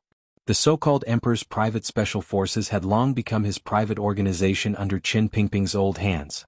This was because the Emperor had never doubted the loyal dogs at his side. It was also because Qin Pingping's prestige in the Overwatch Council was too high. There were too many officials who swore loyalty to him. Fan Xian did not doubt one thing. If the palace issued an edict to deal with Qin Pingping, people like Yan Ruohai and the bald head of the 7th Bureau would not even think before standing behind Qin Pingping. Everything for the Qin Kingdom? In the hearts of the Overwatch Council officials, perhaps the Qin Kingdom was the emperor.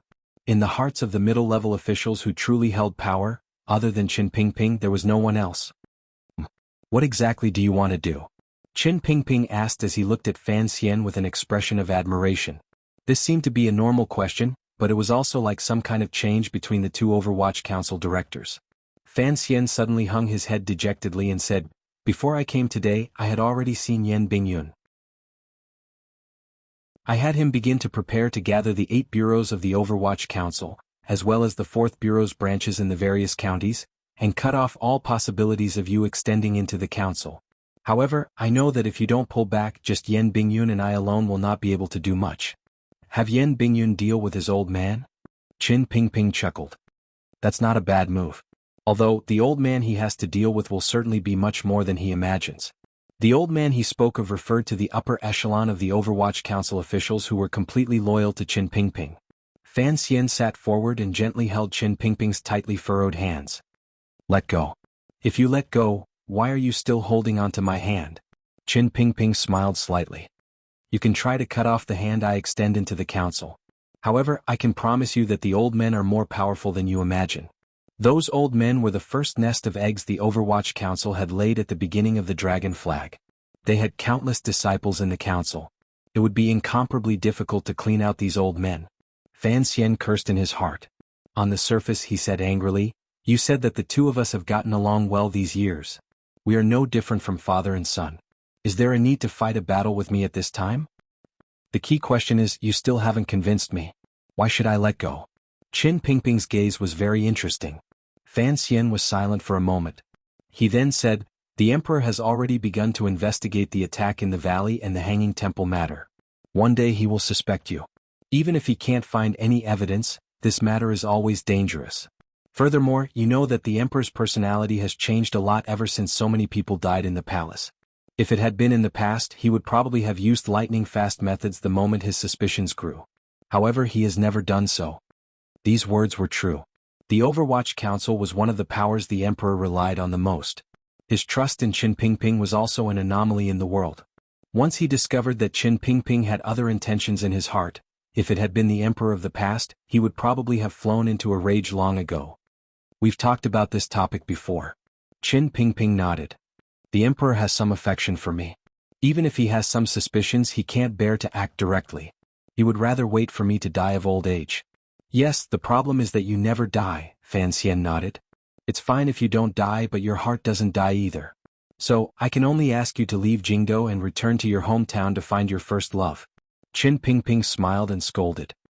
He then suddenly asked, "If I don't retreat, what will you do?" "I will begin to act," Fan Xian said after a moment of silence. Fan Xian was silent for a moment. He then said, "Even if I have to make a mess in the Overwatch Council, I will still beat you down." "With what reason?" "Of course, it is because I found that Director Chen's shadow was behind the attack in the valley. As a prince and the next director of the Overwatch Council, I attacked with hatred and wanted to put you to death," Fan Xian said with his head lowered. Fan Xian lowered his head and said, "Regardless of whether or not I can win in the end, the Emperor will always think that I have also found out about this matter and will watch me fight. In the end, he will issue an edict to chase you out of the capital. On one hand, it fulfills my wishes and fills my grudge. On the other hand, it protects your life and completes the affection between you two." Qin Pingping's grizzled brows rose. "Thinking about it, you also used this matter to convince Yan Bingyun?" Fan Xian nodded. "Using a non-existent grudge to hide the true danger within." Qin Pingping thought for a long time and then nodded. "You've improved a lot compared to before." Fan Xian smiled and said, "I thought about it for a month. Knowing that the internal court had begun to investigate the valley matter, I thought of using this point." Qin Pingping smiled tiredly. He knew what Fan Xian was worried about and why he had to go through so much trouble to force him to leave Jingdo. Just as Fan Xian's heart had been moved earlier, this head of special agents, who had been alone and bitter his entire life, suddenly felt his heart become much warmer. "I promise you I will leave Jingdo." Qin Pingping gently patted Fan Xian's hand. Fan Xian was overjoyed and chuckled. He then said, "This shouldn't be a problem. Once in the Hanging Temple and once in the valley. Both times I almost died to your hands. No matter what the internal court finds, it will only be a footnote for you to quietly leave Jingdo. Thinking of when you charged into Qin Garden in a wheelchair and yelled at me, it was very interesting," Qin Pingping said with a slight smile. Fan Xian smiled and shook his head. At the time, he truly didn't understand why Qin Pingping wanted to do these things. It was only later when the eldest princess completely enlightened him that he understood exactly what Qin Pingping wanted to do and why he had been carefully preparing to completely sever ties with him. "The Taiping courtyard murder case was done by Qin Yi, right?" Fan Xian suddenly said. Qin Pingping glanced at him and lightly said, "Qin Yi is only one of the emperor's dogs." Fan Xian was silent for a long time. He then said, "In the end, the Qin family wanted to rebel because of my existence? Of course you are Yi Qingmei's son." Qin Pingping smiled. Qin Yi, that old dog, had been hidden by the emperor for many years, but he understood the emperor's intentions too well. If the emperor planned on using you in an important position, then he would not have let you know the story from back then. Qin Yi was the only surviving loophole in that story. The emperor wanted to help you ascend the throne and preserve the relationship between you and your father, so he had to silence you. Qin Yi had to die, Qin Pingping calmly said. Thus Qin Yi had no choice but to rebel. In the past, Qin Pingping had always insisted on not saying these things to Fan Xian. However, now that it had come to this, there was no longer a need to hide it. He no longer wanted to drag Fan Xian into the dirty water of the past. As expected, Fan Xian took a deep breath. The warm air of spring entered his lungs, but it burned his chest. Although he had long guessed these things, hearing Qin Pingping personally confirm it still made it difficult for him to suppress the burning. 3 years ago you asked why the Qin family rebelled. Qin Pingping suddenly looked at him with great interest. Given your vision, you shouldn't be able to see so far. Who reminded you? Fan Jian? Father would never tell me these things. Fan Xian laughed bitterly. It was the eldest princess. This name came out of Fan Xian's lips. Qin Pingping also became quieter. His gaze looked at the green trees outside the window. Lightly he said, that crazy girl was also a remarkable figure. She had no idea what had happened back then, yet she was able to guess the past from these details. Truly impressive. During the Jingdo rebellion, were you in contact with the eldest princess? Fan Xian asked a question he had hidden for a long time. At the time, the Overwatch Council's reaction was truly strange. Even if it was part of the Emperor's plan to have Qin Pingping lure out the unstable elements in Jingdo, Qin Pingping's response was too strange. Particularly on the eldest princess's side, it seemed that she had never purposefully paid attention to the direction of the Overwatch Council. No, Qin Pingping said with his eyes closed. There are many things that do not need to be in contact. We only need to guess each other's intentions and goals. The most ingenious plan in the world is just a flash of inspiration without any warning. Once each person's intentions come together, once it falls on paper, it falls short. Concerning these things, you have to learn well from your dead mother-in-law, Qin Pingping said with a slight smile as he opened his eyes. Fan Xian smiled bitterly and nodded his head. Qin Pingping suddenly asked quietly, now that you know enough, what do you plan to do in the future? Fan Xian was silent for a long time. He then said, I don't know. Qin Pingping sighed with slight disappointment. Is there evidence? Fan Xian's voice trembled slightly. Even a little bit of evidence. There are many things in this world that do not need evidence. Only intentions are needed. I only confirmed that person's intentions a few years ago and confirmed my own intentions. Qin Pingping's words had some similarities to Sigu Jian's way of the sword. That day the army marched to the west. The emperor was near Dingzhou. Your father was also with the army.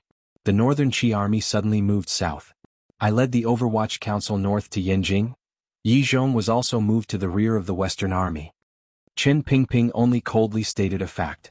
Most importantly, your mother had just given birth to you and was weak after giving birth. Fan Xian's brows gradually furrowed. What about Uncle Wuxia? I still don't understand why he would leave his mother's side at that time. Someone from the temple came. Qin Pingping smiled slightly. An emissary appeared on the land.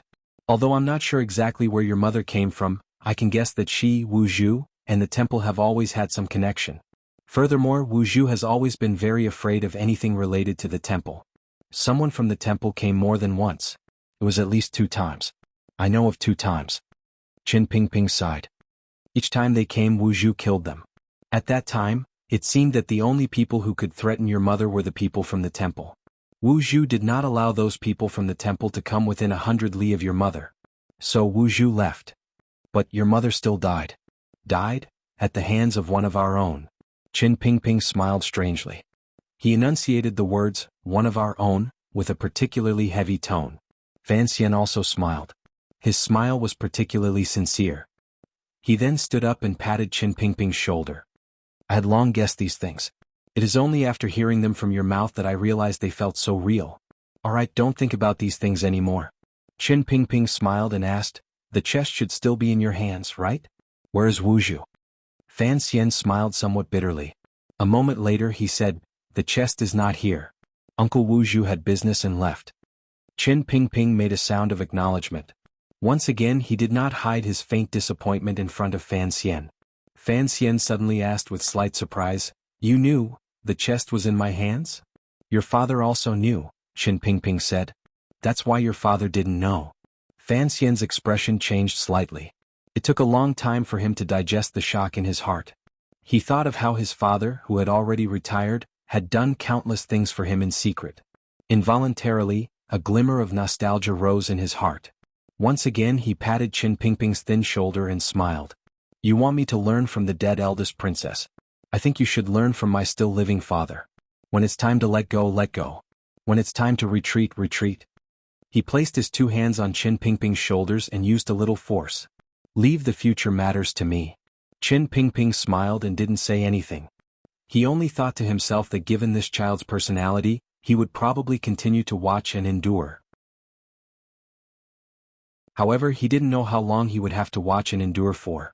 There were many bitter lovers in the world, and someone with Fan Xian's background was, without question, the most bitter kind. Thinking of this, Qin Pingping suddenly felt that his and Fan Xian's 20 years of hard work had not been in vain. At least, Fan Xian had grown up healthily. Furthermore, he had grown up quickly. It seemed that he had only spent one night. Regarding Fan Xian, it is truly very painful for me to write. Many times I am thinking about what I would do if I were Fan Xian. However, I can't find an answer. Although the outline has long been decided, it is still very difficult to continue writing. I will try harder to think and think.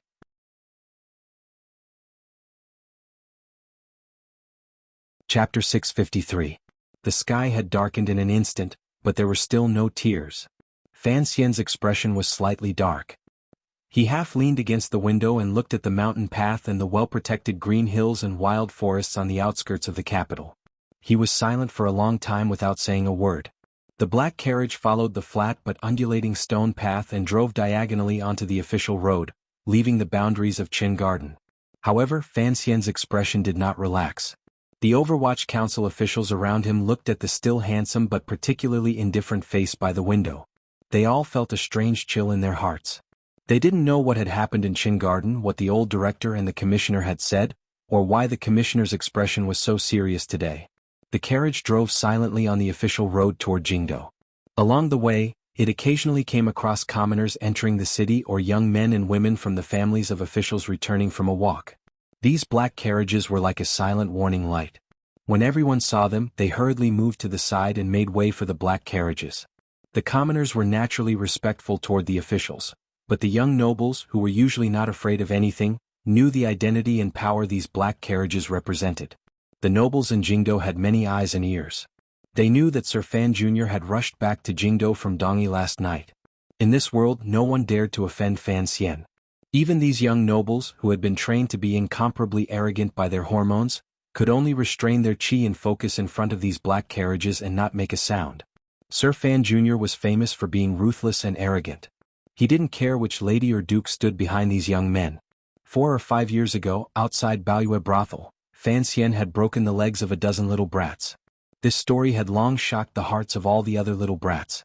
Fan Xian did not notice the movement on the official road.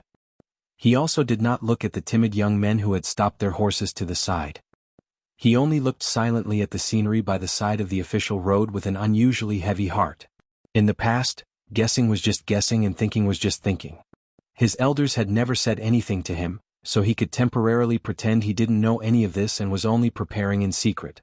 He could only treat it as an unconscious action and not from the bottom of his heart and torment for some clear goal. But now, everything was laid out clearly in front of him. He had to face the story of the past and make his own choice. At this time, the black carriage had reached a fork in the road. Not far ahead was the majestic city of the capital. On the left was a quiet and secluded road, hidden by the green bamboo forest. Where should they go? Turn left. Fan Xian, who was leaning against the window, narrowed his eyes and softly instructed. Mu Feng glanced at him and didn't dare to say anything.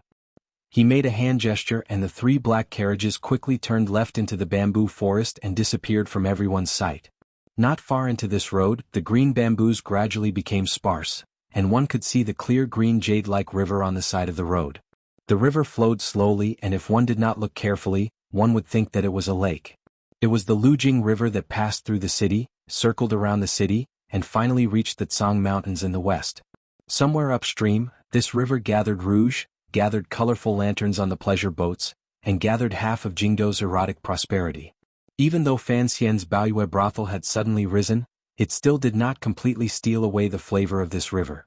By the time the Lujing River reached the outskirts of Jingdo and came to this bamboo forest and green trees, it was already much quieter and quieter, particularly the courtyard on the small peninsula across the river. In this bright and beautiful spring, it suffused with a fresh and elegant flavor and added a sense of being aloof from the world and independent.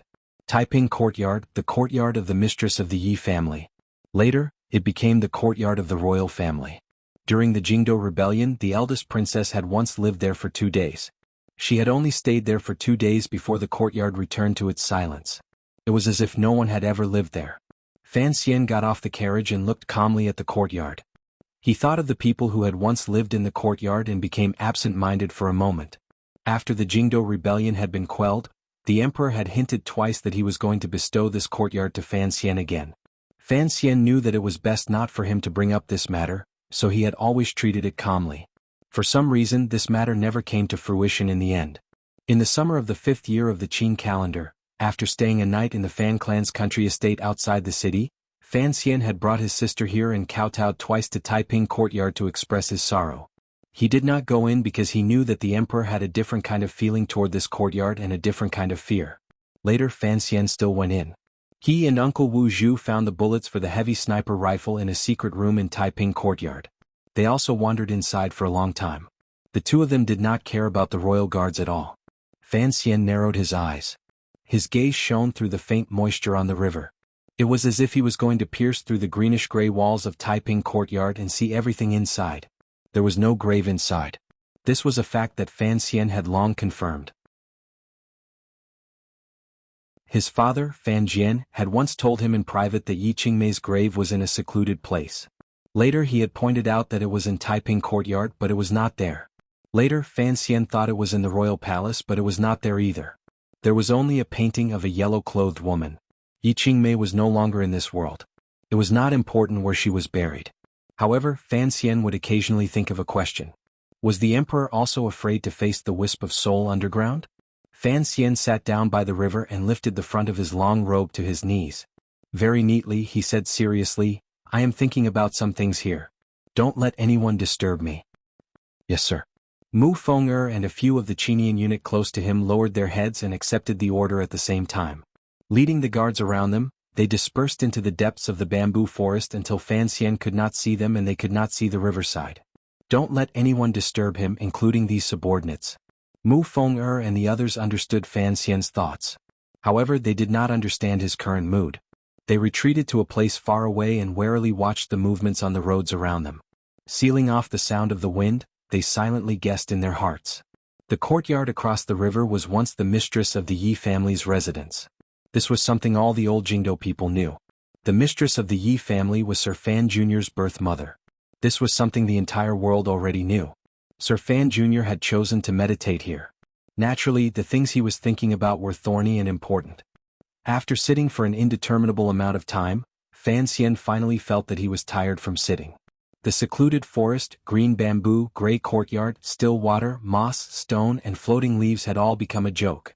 The stone under his butt suddenly seemed particularly sharp and painful. He stood and patted the dust behind him. Furrowing his brows, he shook his head but did not leave immediately. Instead, he walked a few steps toward the riverside. Lowering his body, he scooped up a handful of slightly cold river water and splashed it on his face. It was as if he wanted to make the burning heat on his face colder. At this moment, a handkerchief was extended from the side. It was as if she wanted him to wipe away the water droplets on his face. Fan Xian was not surprised at all. Accepting the handkerchief, he randomly wiped at his face. He then reached into the river and wrung it a few times until it was slightly wet and cold. Only then did he return it with a smile and say, "You're most afraid of heat. Chill your face a bit." Fan Ruoruo, dressed in plain white clothing, smiled and accepted the wet handkerchief from her brother's hand. Carefully she wiped at her ears and cheeks. It looked like she had come in a hurry. The usual frost on her face was now completely wiped away by the flush on her cheeks. "Why have you come?" Fan Xian turned and walked toward the riverbank. Very naturally he stretched out his hand, wanting to hold his sister's hand to prevent her from falling. Unexpectedly, Fan Ruoruo did not see her brother's outstretched hand and had already walked forward. Fan Xian smiled and said, "Looks like he didn't hide anything back then. You've only been studying for a short time, but your body is much better than before." Fan Ruoruo smiled and didn't respond to this question. She replied to Fan Xian's earlier words, "Brother, you just came back last night. Why did you run out again today? Someone in Jingdo is looking for you on urgent business. Sister-in-law just had to enter the palace." The Ting family was annoyed by that person and had no choice but to find the medical shop. I went to the first bureau to ask around and found out that you had left the city. I was just about to go to Qin Garden when I saw Mu Feng at the intersection. I knew you must be here, so I got out of the car to find you. The people in the council shouldn't know that Fan Xian had come to Qin Garden. However, he couldn't be bothered to pay attention to such small matters. He asked, "What is it that you're looking for me so urgently?" As the brother and sister spoke, they sat down. Just like 5 years ago, they faced the far end of the river. "It's nothing urgent. It's just that I haven't seen you in a long time. I miss you," Fan Ruoruo said with a slight smile. Fan Ruoruo said with a slight smile. Actually, if that person was bothering Miss Fan, it must be an extremely important matter. However, this intelligent girl had discovered that her brother had come to Taiping Courtyard to meditate. She must have even more trouble in her heart. She didn't want to bother him with matters of officialdom. Fan Xian thought that it was indeed impossible for anything important to happen in the officialdom of the Qin kingdom. He couldn't help smiling and shaking his head. "Since it's not something important, it's good for you to sit with me. I was just finding it a bit stuffy sitting alone." They sat for another hour.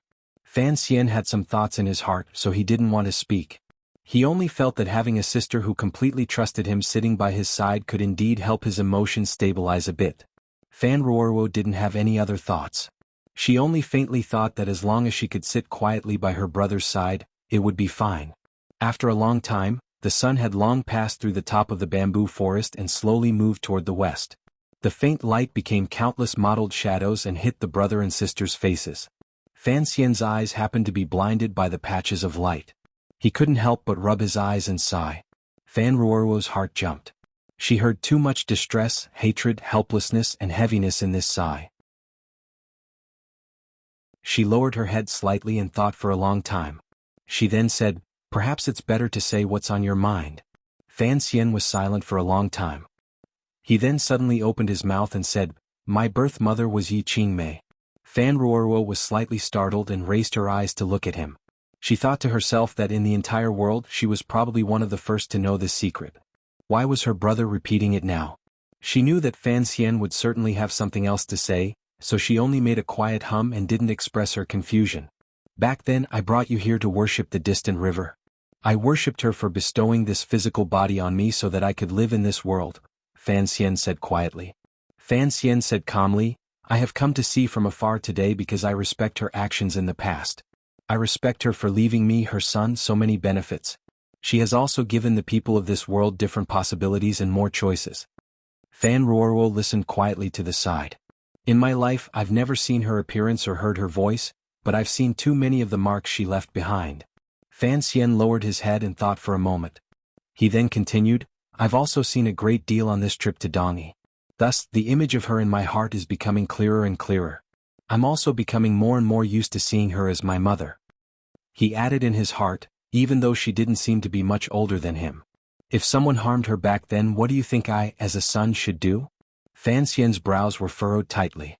His brows were filled with gloom. Fan Ruoruo suddenly felt nervous.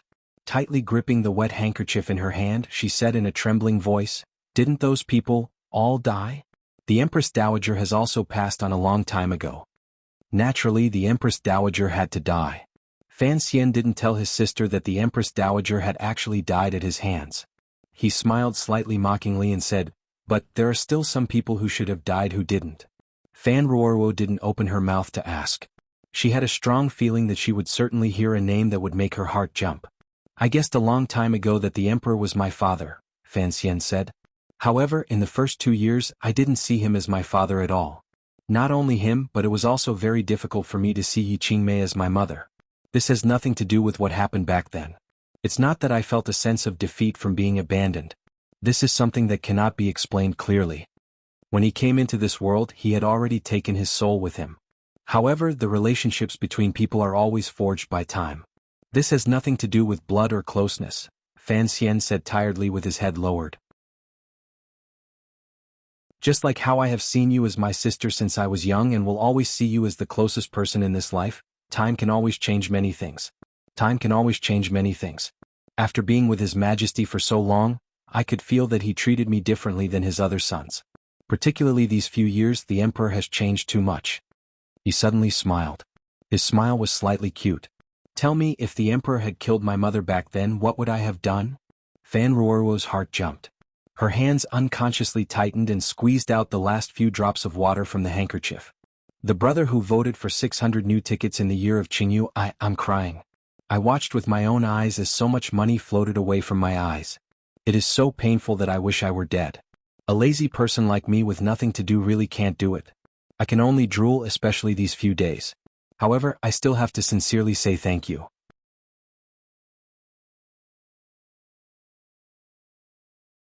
Chapter 654. The sky above Jingdo was alternating between cloudy and sunny. It was impossible to accurately reveal a smile or a worried expression, such as Fan Ruoruo's face. This girl's face alternated between green and white. Her slightly sweaty and slightly red cheeks had been scared into a theater after hearing these words. She fully displayed the emotions a Qing Kingdom citizen should be displaying at this time. It was clearly a warm spring day, but Fan Ruoruo's body seemed to be tortured in an ice house. A moment later she said in a low, trembling voice, "I don't know." This was the most useless answer, but it was also the most natural answer. Fan Xian had already fallen into a black hole and was unable to free himself. If he held his sister's hand at most, he would have another pitiful junior torn to pieces. It would not be of much help to the matter. Fan Xian's heart softened. He gently stroked the girl's head and warmly said, "Don't be scared, silly. It's just that there's no place to reason with, so I can only talk to you." After a long time, Fan Ruoruo looked at her brother with a timid gaze and said in a mosquito-like voice, "Is it true?" Fan Xian was silent for a long time. His gaze turned to the quiet and secluded little courtyard across the river. He thought of the bloody knife disaster this little courtyard had suffered 20 years ago. He thought that perhaps 20 years ago, this place had been hell on earth. Who knew how many people of the old Yi family had died, and that stunningly talented girl had coincidentally been at the weakest stage of her life. She had given birth to him. Furthermore, all the people around her that she could rely on had, for one reason or another, all left her side for important reasons that could not be turned back. She was alone and without help. This was a sudden attack from the place closest to her, a fierce and decisive killing intent. Presumably when she left this world she must have been unsatisfied and lonely, right? Borrowed seed? Fan Xian would not believe this. He understood women too well. Even if this woman was his mother, the one and only Yi Qingmei in the world, Fan Xian still did not believe it. If she had no feelings for a man, how could she charm him into her bed? Other women might feign civility with a man they didn't like because of social or family reasons, but did Yi Qingmei need to?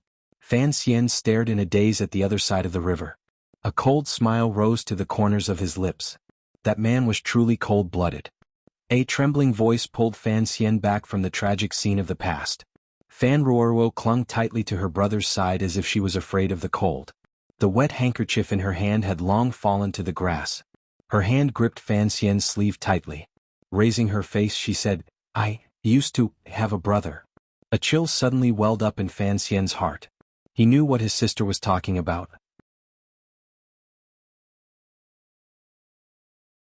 Perhaps the two of them trusted each other more like siblings, just like Fan Xian and Ruoruo today. Yi Qingmei had just given birth to a son in Taiping Courtyard. It was normal for Count Sinan's wife to go to the courtyard to help. As for what happened afterward, perhaps it was just as Fan Xian guessed. Was it like the plot of a novel? It turned out that reality was always more bizarre than fiction. More accurately, reality should always be more bizarre than fiction. Fan Xian tightly held his sister's hand. His heart was filled with countless complicated feelings.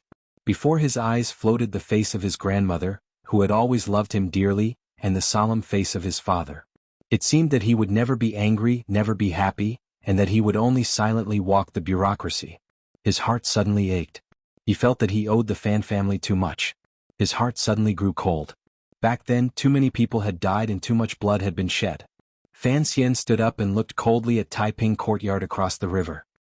He suddenly opened his mouth and said, "Don't tell anyone about what we talked about today." Although he knew that his sister would certainly not spread this shocking secret, Fan Xian still couldn't help but remind her. He then said in a low voice, "Concerning this matter, I have to ask my father in person. Brother is returning to Danzhou?" Ruoruo followed suit and stood up, looking at him in surprise.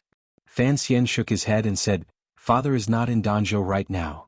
The retired Minister of Revenue, Fan Jian, was living out his retirement in Danzhou. This was something everyone knew. But Fan Xian said with unusual certainty that his father was not in Danzhou because only he knew that his father was in a place in the northeast. helping him do something important. He had to ask his father in person because he believed that on this matter, his father also had the right to speak. Fan Ruorwo resisted the urge to ask. She only stared in a daze at her brother's gloomy face. Her heart ached slightly. She knew that the things Fan Xian said today would stir up a great storm in the future. Fan Xian was not only the second most powerful person in the world, he also had too much power in his hands.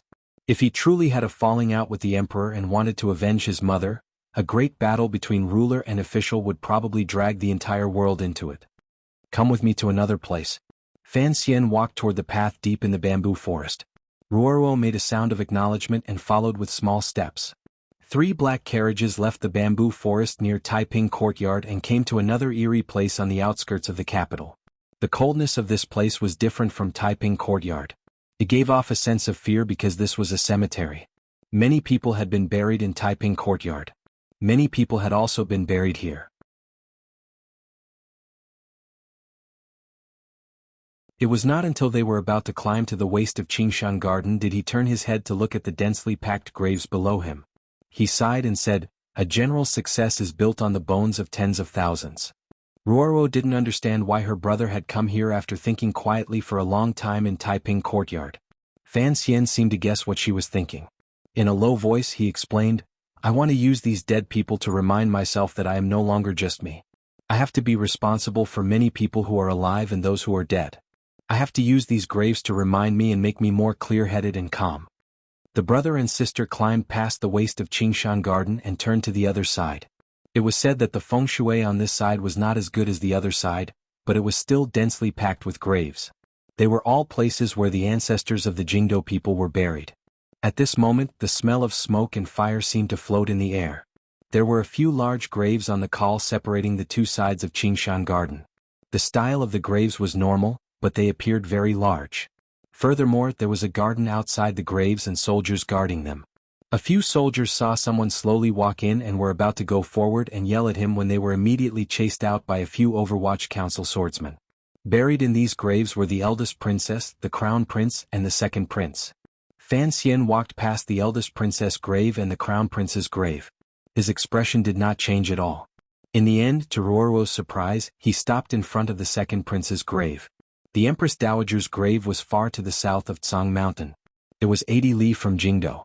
It was said that it took up a lot of space and was beautifully decorated. It perfectly displayed the emperor's benevolence and filial piety. However, Fan Xian had never been there even once. The Overwatch Council officials scattered in all directions. Fan Xian and his sister stood quietly in front of the second prince's grave. After looking for an indeterminable amount of time, Fan Xian suddenly opened his mouth and said, "Actually, I don't like you very much because I know you and I are the same kind of person. Just as you said the night before you died, we don't like each other. From the first time I saw you, I saw through the bashful smile on your face and knew your hypocrisy." Fan Xian smiled slightly and looked at the grave. "Of course, when you saw the bashful smile on my face, you also knew my hypocrisy. However, you can't prove this. You are only subconsciously guessing. Because I hide deeper than you, my smile is more real than yours." Fan Xian's voice was not loud, but it appeared particularly determined. "When it comes to acting, no one in this world can compare to me. From the day I was born I was acting." A bashful smile? If you want to pretend to be a baby, of course you have to learn how babies smile. Fan Xian lowered his head slightly. "This has already become my natural nature. I only know how to smile shyly, it's so embarrassing." He raised his head and said, "Qingze, in the future when I don't have to smile shyly anymore, I will come see you again." Fan Ruorwo looked at her brother in astonishment. She didn't know why he was talking nonsense in front of the second prince's grave. What did he mean by pretending to be a baby? Fan Xian stretched in front of the grave. He had long stood up, but the bashful smile on his face had become an impatient and angry expression towards the world. Fan Ruorwo finally couldn't resist reaching out her hand to touch his forehead to see if her brother had a fever from the shock of the news. In the end, the place she touched was icy cold. Fan Xian was startled by her, but he immediately understood what she was thinking and laughed loudly.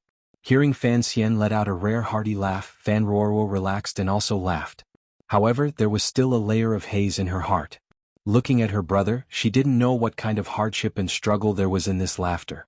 Fan Xian calmed down and warmly said, the things I wanted to do today, the crazy things I wanted to do, have all been done. Earlier you said something happened in the capital. What exactly is it? Fan Ruoruo hesitated for a moment and then quietly said, the young lady of the Sun family has come to the manor. Fortunately, sister-in-law is not here. She has made Master Ting very anxious. Sun Jingxiu's daughter? Fan Xian paused for a moment. How did a young lady of a noble family make such a fuss? This young lady of the Sun family was the Fan who had helped Fan Xian greatly during the Jingdo rebellion. However, Fan Xian knew this girl's personality. No matter how much she loved the story of the stone, she would not do something so damaging to her family's reputation. She came for her father?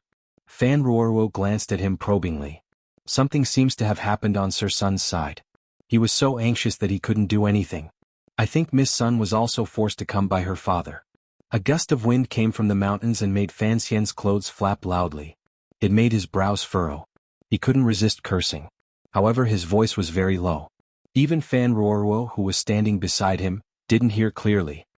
Concerning Fan Xian's slightly bashful smile, ever since I started writing about the year of Qingyu last year, there have been many people who disliked it. Furthermore, in many places they expressed confusion about how I wrote it. I have never explained it because this way of writing has no beauty and no box office. However, I wanted to persist. In the beginning, I persisted in writing it this way because of a very simple reason. Before I wrote about the year of Qingyu, I was wondering what kind of strange existence an adult soul would become in a baby's body. However, I wasn't writing about strange things, so I could only use some minor details to remind everyone that the slightly bashful smile was an important part. If a 20-year-old wanted to pretend to be an innocent and ignorant baby, how should he smile? How should he giggle? I have observed many children and found that there is one type of smile that is most common, and that is the slightly bashful smile.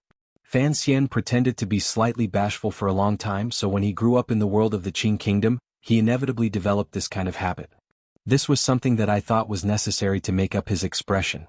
It was a very powerful detail, but unfortunately, it was interpreted in a different direction. I really wanted to shout, "How serious am I? I am a pearl dust, go away." I shrugged. However, everyone knows that I was criticized badly, so I didn't persist with the bashful smile. There was no way around it. I wanted to eat. I was dissatisfied with myself for not being able to stick to my structure and description, but to be able to find an opportunity to explain it to everyone was something that I was very happy about. These 2 chapters confirmed Fan Xian's heart. In the future he would not write about this content. He would only do it. There are tombs in the Vermilion Bird story, and there are also tombs in the year of Qingyu because these are all very important things. Recently I haven't written much, so I haven't written much.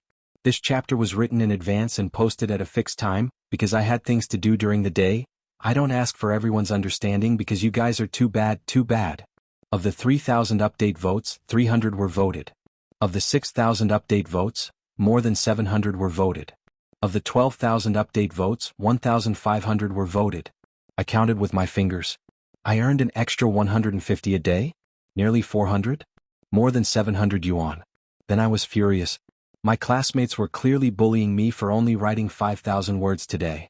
Of course, I could still write a few dozen more words at this time, but I won't succumb to your sugar-coated bullets.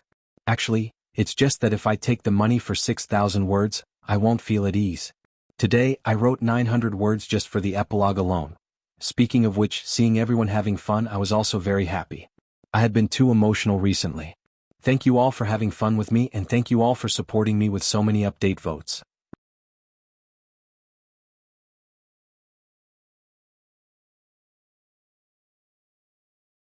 Like a thief he snuck in. After entering the garden, he was not in a hurry to go to the side hall to see the young lady of the Sun family. Instead, he made a shushing gesture and hid in the number 3 quiet study. Fan Ruoruo looked at him in astonishment. She thought that along the way in the carriage, it was clear that her brother was very concerned about the Jingdo government's matters. Sun Pin-er was clearly in the side hall. He could have just gone and asked directly. Why was he hiding here? Fan Xian looked at his sister's expression and smiled self-mockingly. After all, she is an unmarried girl. It is truly inconvenient for me to openly see her. Fan Ruoruo spat out a laugh and said, "You're afraid of that? If you really knew there were differences between men and women, you wouldn't have hidden in the young lady's boudoir for a few days 3 years ago." After these words were said, her face couldn't help but redden. Blinking, she glanced at her brother and giggled. Not only me but even Cece was later very curious. How exactly did you sleep in the young lady's boudoir those nights? Fan Xian did not laugh or get angry. He only sighed helplessly and said, "It is already my fault for a girl as clean as ice and as clean as jade to be troubled by these rumors. Each time I think of it, I feel guilty. Yet you still use this to make fun of me. It is truly not kind." Fan Ruoruo respected her brother the most. Hearing these words, she quickly became silent. However, the curiosity in her heart could not be erased. During the Jingdo rebellion 3 years ago, Fan Xian hid in the boudoir of the Jingdo government. He secretly used the Jingdo government's procedures to arrange for the Black Knights to enter the capital and make preparations for his future comeback. At the same time, he subdued the Jingdo government. This was the most talked about legend in Jingdo these years. Many people were guessing at the relationship between Sir Fan Jr. and the young lady of the Jingdo magistrate, Sun Jingxiu's family. Why was that young lady willing to take such a big risk and betray her father to help Fan Xian? Why did Sir Fan Jr. strongly protect Sun Jingxiu afterward, only remember his merit and not his grudge, help him secure his position as the Jingdo magistrate, and not be implicated in the rebellion? Even Fan Xian didn't know how the story of those few nights had spread to everyone. He was worried that it would affect Sun Pinner's reputation and bring this girl too much trouble. When the rumors were at their worst, he was slightly angry and had the Overwatch Council investigate. Who knew that in the end, they would find a serving girl in the Jingdo government? Since the rumors had accidentally leaked in her garden, Fan Xian had no way of dealing with it. He could only pay special attention to his relationship with the Jingdo government. During these 3 years there had been no communication at all. Even the Jingdo magistrate, Sir Sun Jingxiu, probably knew what Fan Xian was thinking and was deeply moved. Other than official business, he didn't even send a name card to the Fan Manor. After staying in the study for a while, Mu Feng led his uncle Mu Tai in. When Fan Ruoruo heard the knock on the door, she had already hidden into the back room. Fan Xian looked at the sweaty face of the head of the first bureau, Mu Tai. Looking at his dark face, he couldn't resist saying, "Although I am in Dongyi, if there is any major movement in the capital, you have to quickly let me know." Mu Tai had already learned from his nephew that Fan Xian wanted to ask about the Jingdo magistrate's matter. He had already made preparations, but he heard the faint displeasure in Fan Xian's tone.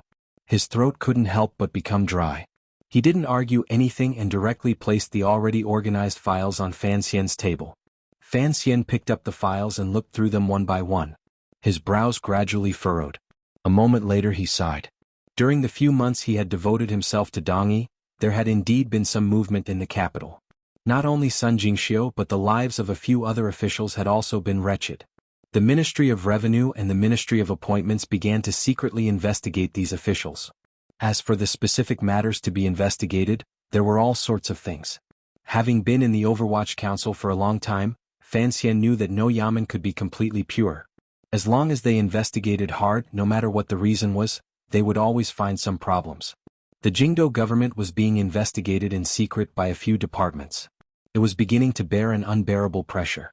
As the saying went, a storm was brewing. It would probably not be able to hold out much longer.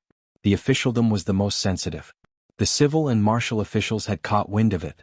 Even if they didn't add insult to injury, they began to look at it coldly. No wonder Sun Jingxiu had suddenly thought of holding a birthday banquet. He probably still hadn't figured out the palace's intentions. Was it a routine investigation or was they preparing to use this matter to have him resign? Holding a birthday banquet could clearly see the palace's attitude. Fan Xian shook his head. He thought to himself that this magistrate did things seriously and righteously. Even if he had stood on the wrong side during the Jingdo rebellion, it had only been a technical error. It was this kind of personality that made the emperor tolerate him for another 3 years. It was also this kind of personality that made him unable to see just what the palace wanted to do. He still had the delusion that he could continue sitting in the important position of the Jingdo magistrate. Fan Xian saw at a glance the deep reason for the storm in the officialdom. The officials, including Sun Jingxiu, were all not very clean. Although Sun Jingxiu had performed a great service in the end, at the beginning, he had stood against the emperor's final edict. Those officials had not stood too firmly during the Jingdo rebellion and were suspected of being opportunists. The emperor was settling accounts after autumn. 3 years was not too late.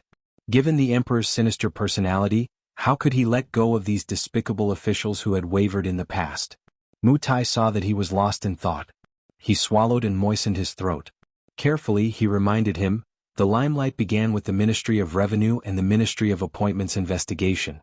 It was definitely something that the Hall of Governmental Affairs agreed to do. This was a reminder to the commissioner that changing the Jingdo magistrate might have come from the palace. It was a reminder to Fan Xian not to clash with the emperor's intentions for the sake of a young lady of the Sun family. Fan Xian smiled. He had no interest in falling out with the emperor at a time like this. Furthermore, it was not worth it to fall out just for the position of Jingdo magistrate. Even if the emperor wanted to force Sun Jingxiu off the stage, he would not go so far as to kill him. Since it was so, he would let the emperor vent his resentment that had not been completely vented. Suddenly his heart jumped. He remembered that the emperor had once promised him to keep Sun Jingxiu safe. He shouldn't go back on his word so quickly. Even if he wanted to go back on his word, he would have to look at his face. It was impossible for him to have the Hall of Governmental Affairs appear. He furrowed his brows and asked, "Has Hu the scholar said anything about this matter?" Presently, Hu the scholar was the leader of the Hall of Governmental Affairs. If the emperor truly wanted to use the Hall of Governmental Affairs to make this arrangement, then the Hall of Governmental Affairs' inclination should have come from Hu the scholar's lips. No. Mu Tai glanced at him and said, however, that he Zongwei once said something after drinking, and the pressure on the Jingdo government increased. Everyone in the Overwatch Council, including the people in the Fan Manor, knew that Fan Xian greatly disliked He Zongwei of the Hall of Governmental Affairs. Thus, no one dared to show any admiration, respect, or any other positive emotional evaluation of He Zongwei in front of Fan Xian. Fan Xian laughed coldly and said, after saying something after drinking, he made the Jingdo magistrate lose his appetite. This, sir, he is quite impressive. Although he said this, he understood that given the emperor's recent trust in He Zongwei was only using his mouth to announce the emperor's intentions. If Sun Jingxiu knew what was good for him, he would have long asked to resign. However, it was clear that this Jingdo magistrate was not a clever person and did not realize this.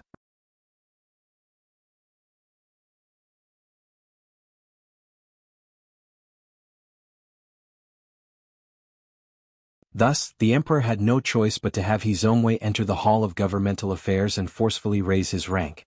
Now he is helping He Zongwei cut my shoulders. Of course, if He Zongwei's power in court truly grows, the emperor will certainly help me cut him down, Fan Xian said with a smile. What *T emperor schemes in the way of balance? It's all just eating too much and having nothing better to do. Fan Ruoruo was silent for a long time. She then said, but the young lady of the Sun family is still in the side hall. Hearing this, she understood that the situation with the Jingdo magistrate was indeed urgent. However, she had heard her brother say that this was the emperor's arrangement. She had never thought that Fan Xian would be able to help the Sun family. Unexpectedly, Fan Xian was silent for a long time and then said, go tell Sun Pinner that I will go the day after tomorrow. Fan Ruoruo was startled and said, didn't you say earlier that this was the emperor's intention? Fan Xian lowered his head and crossed his hands calmly in front of his abdomen. The emperor and I had a tacit understanding 3 years ago. If it had been before, if the emperor wanted to cut my power, I would have let him cut it. So what if I let He Zongwei be arrogant for a while? But not now. He raised his head and smiled. I don't know what will happen in the future, so I have to ensure that I can still hold enough power now. You want to fight the emperor? Fan Ruoruo's eyes were wide open as she asked with unease and shock. I'm still a young man. It is always allowed to have some anger in my heart. Fan Xian smiled slightly. His smile was fresh and cheerful. There was not a trace of anger to be seen. His thoughts were actually very simple. Presently, he had to protect everyone he wanted to protect.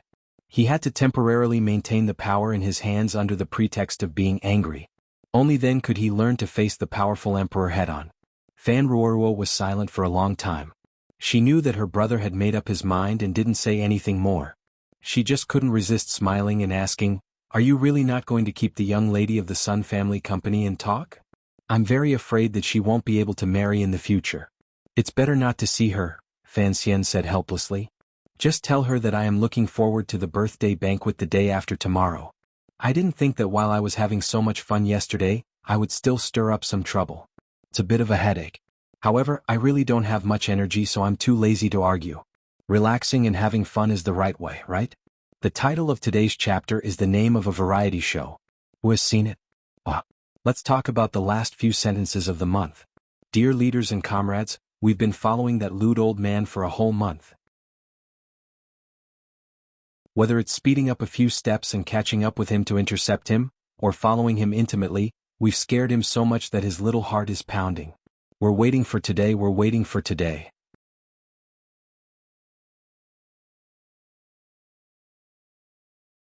Chapter 656. I also know that these words aren't as awesome as I said a few days ago. It's mainly because of Liang Hichuan's influence. Monthly votes aren't AC Nielsen's ratings, but they're even more evil than ratings. On one hand it's the most direct ranking and on the other hand it's the most direct money.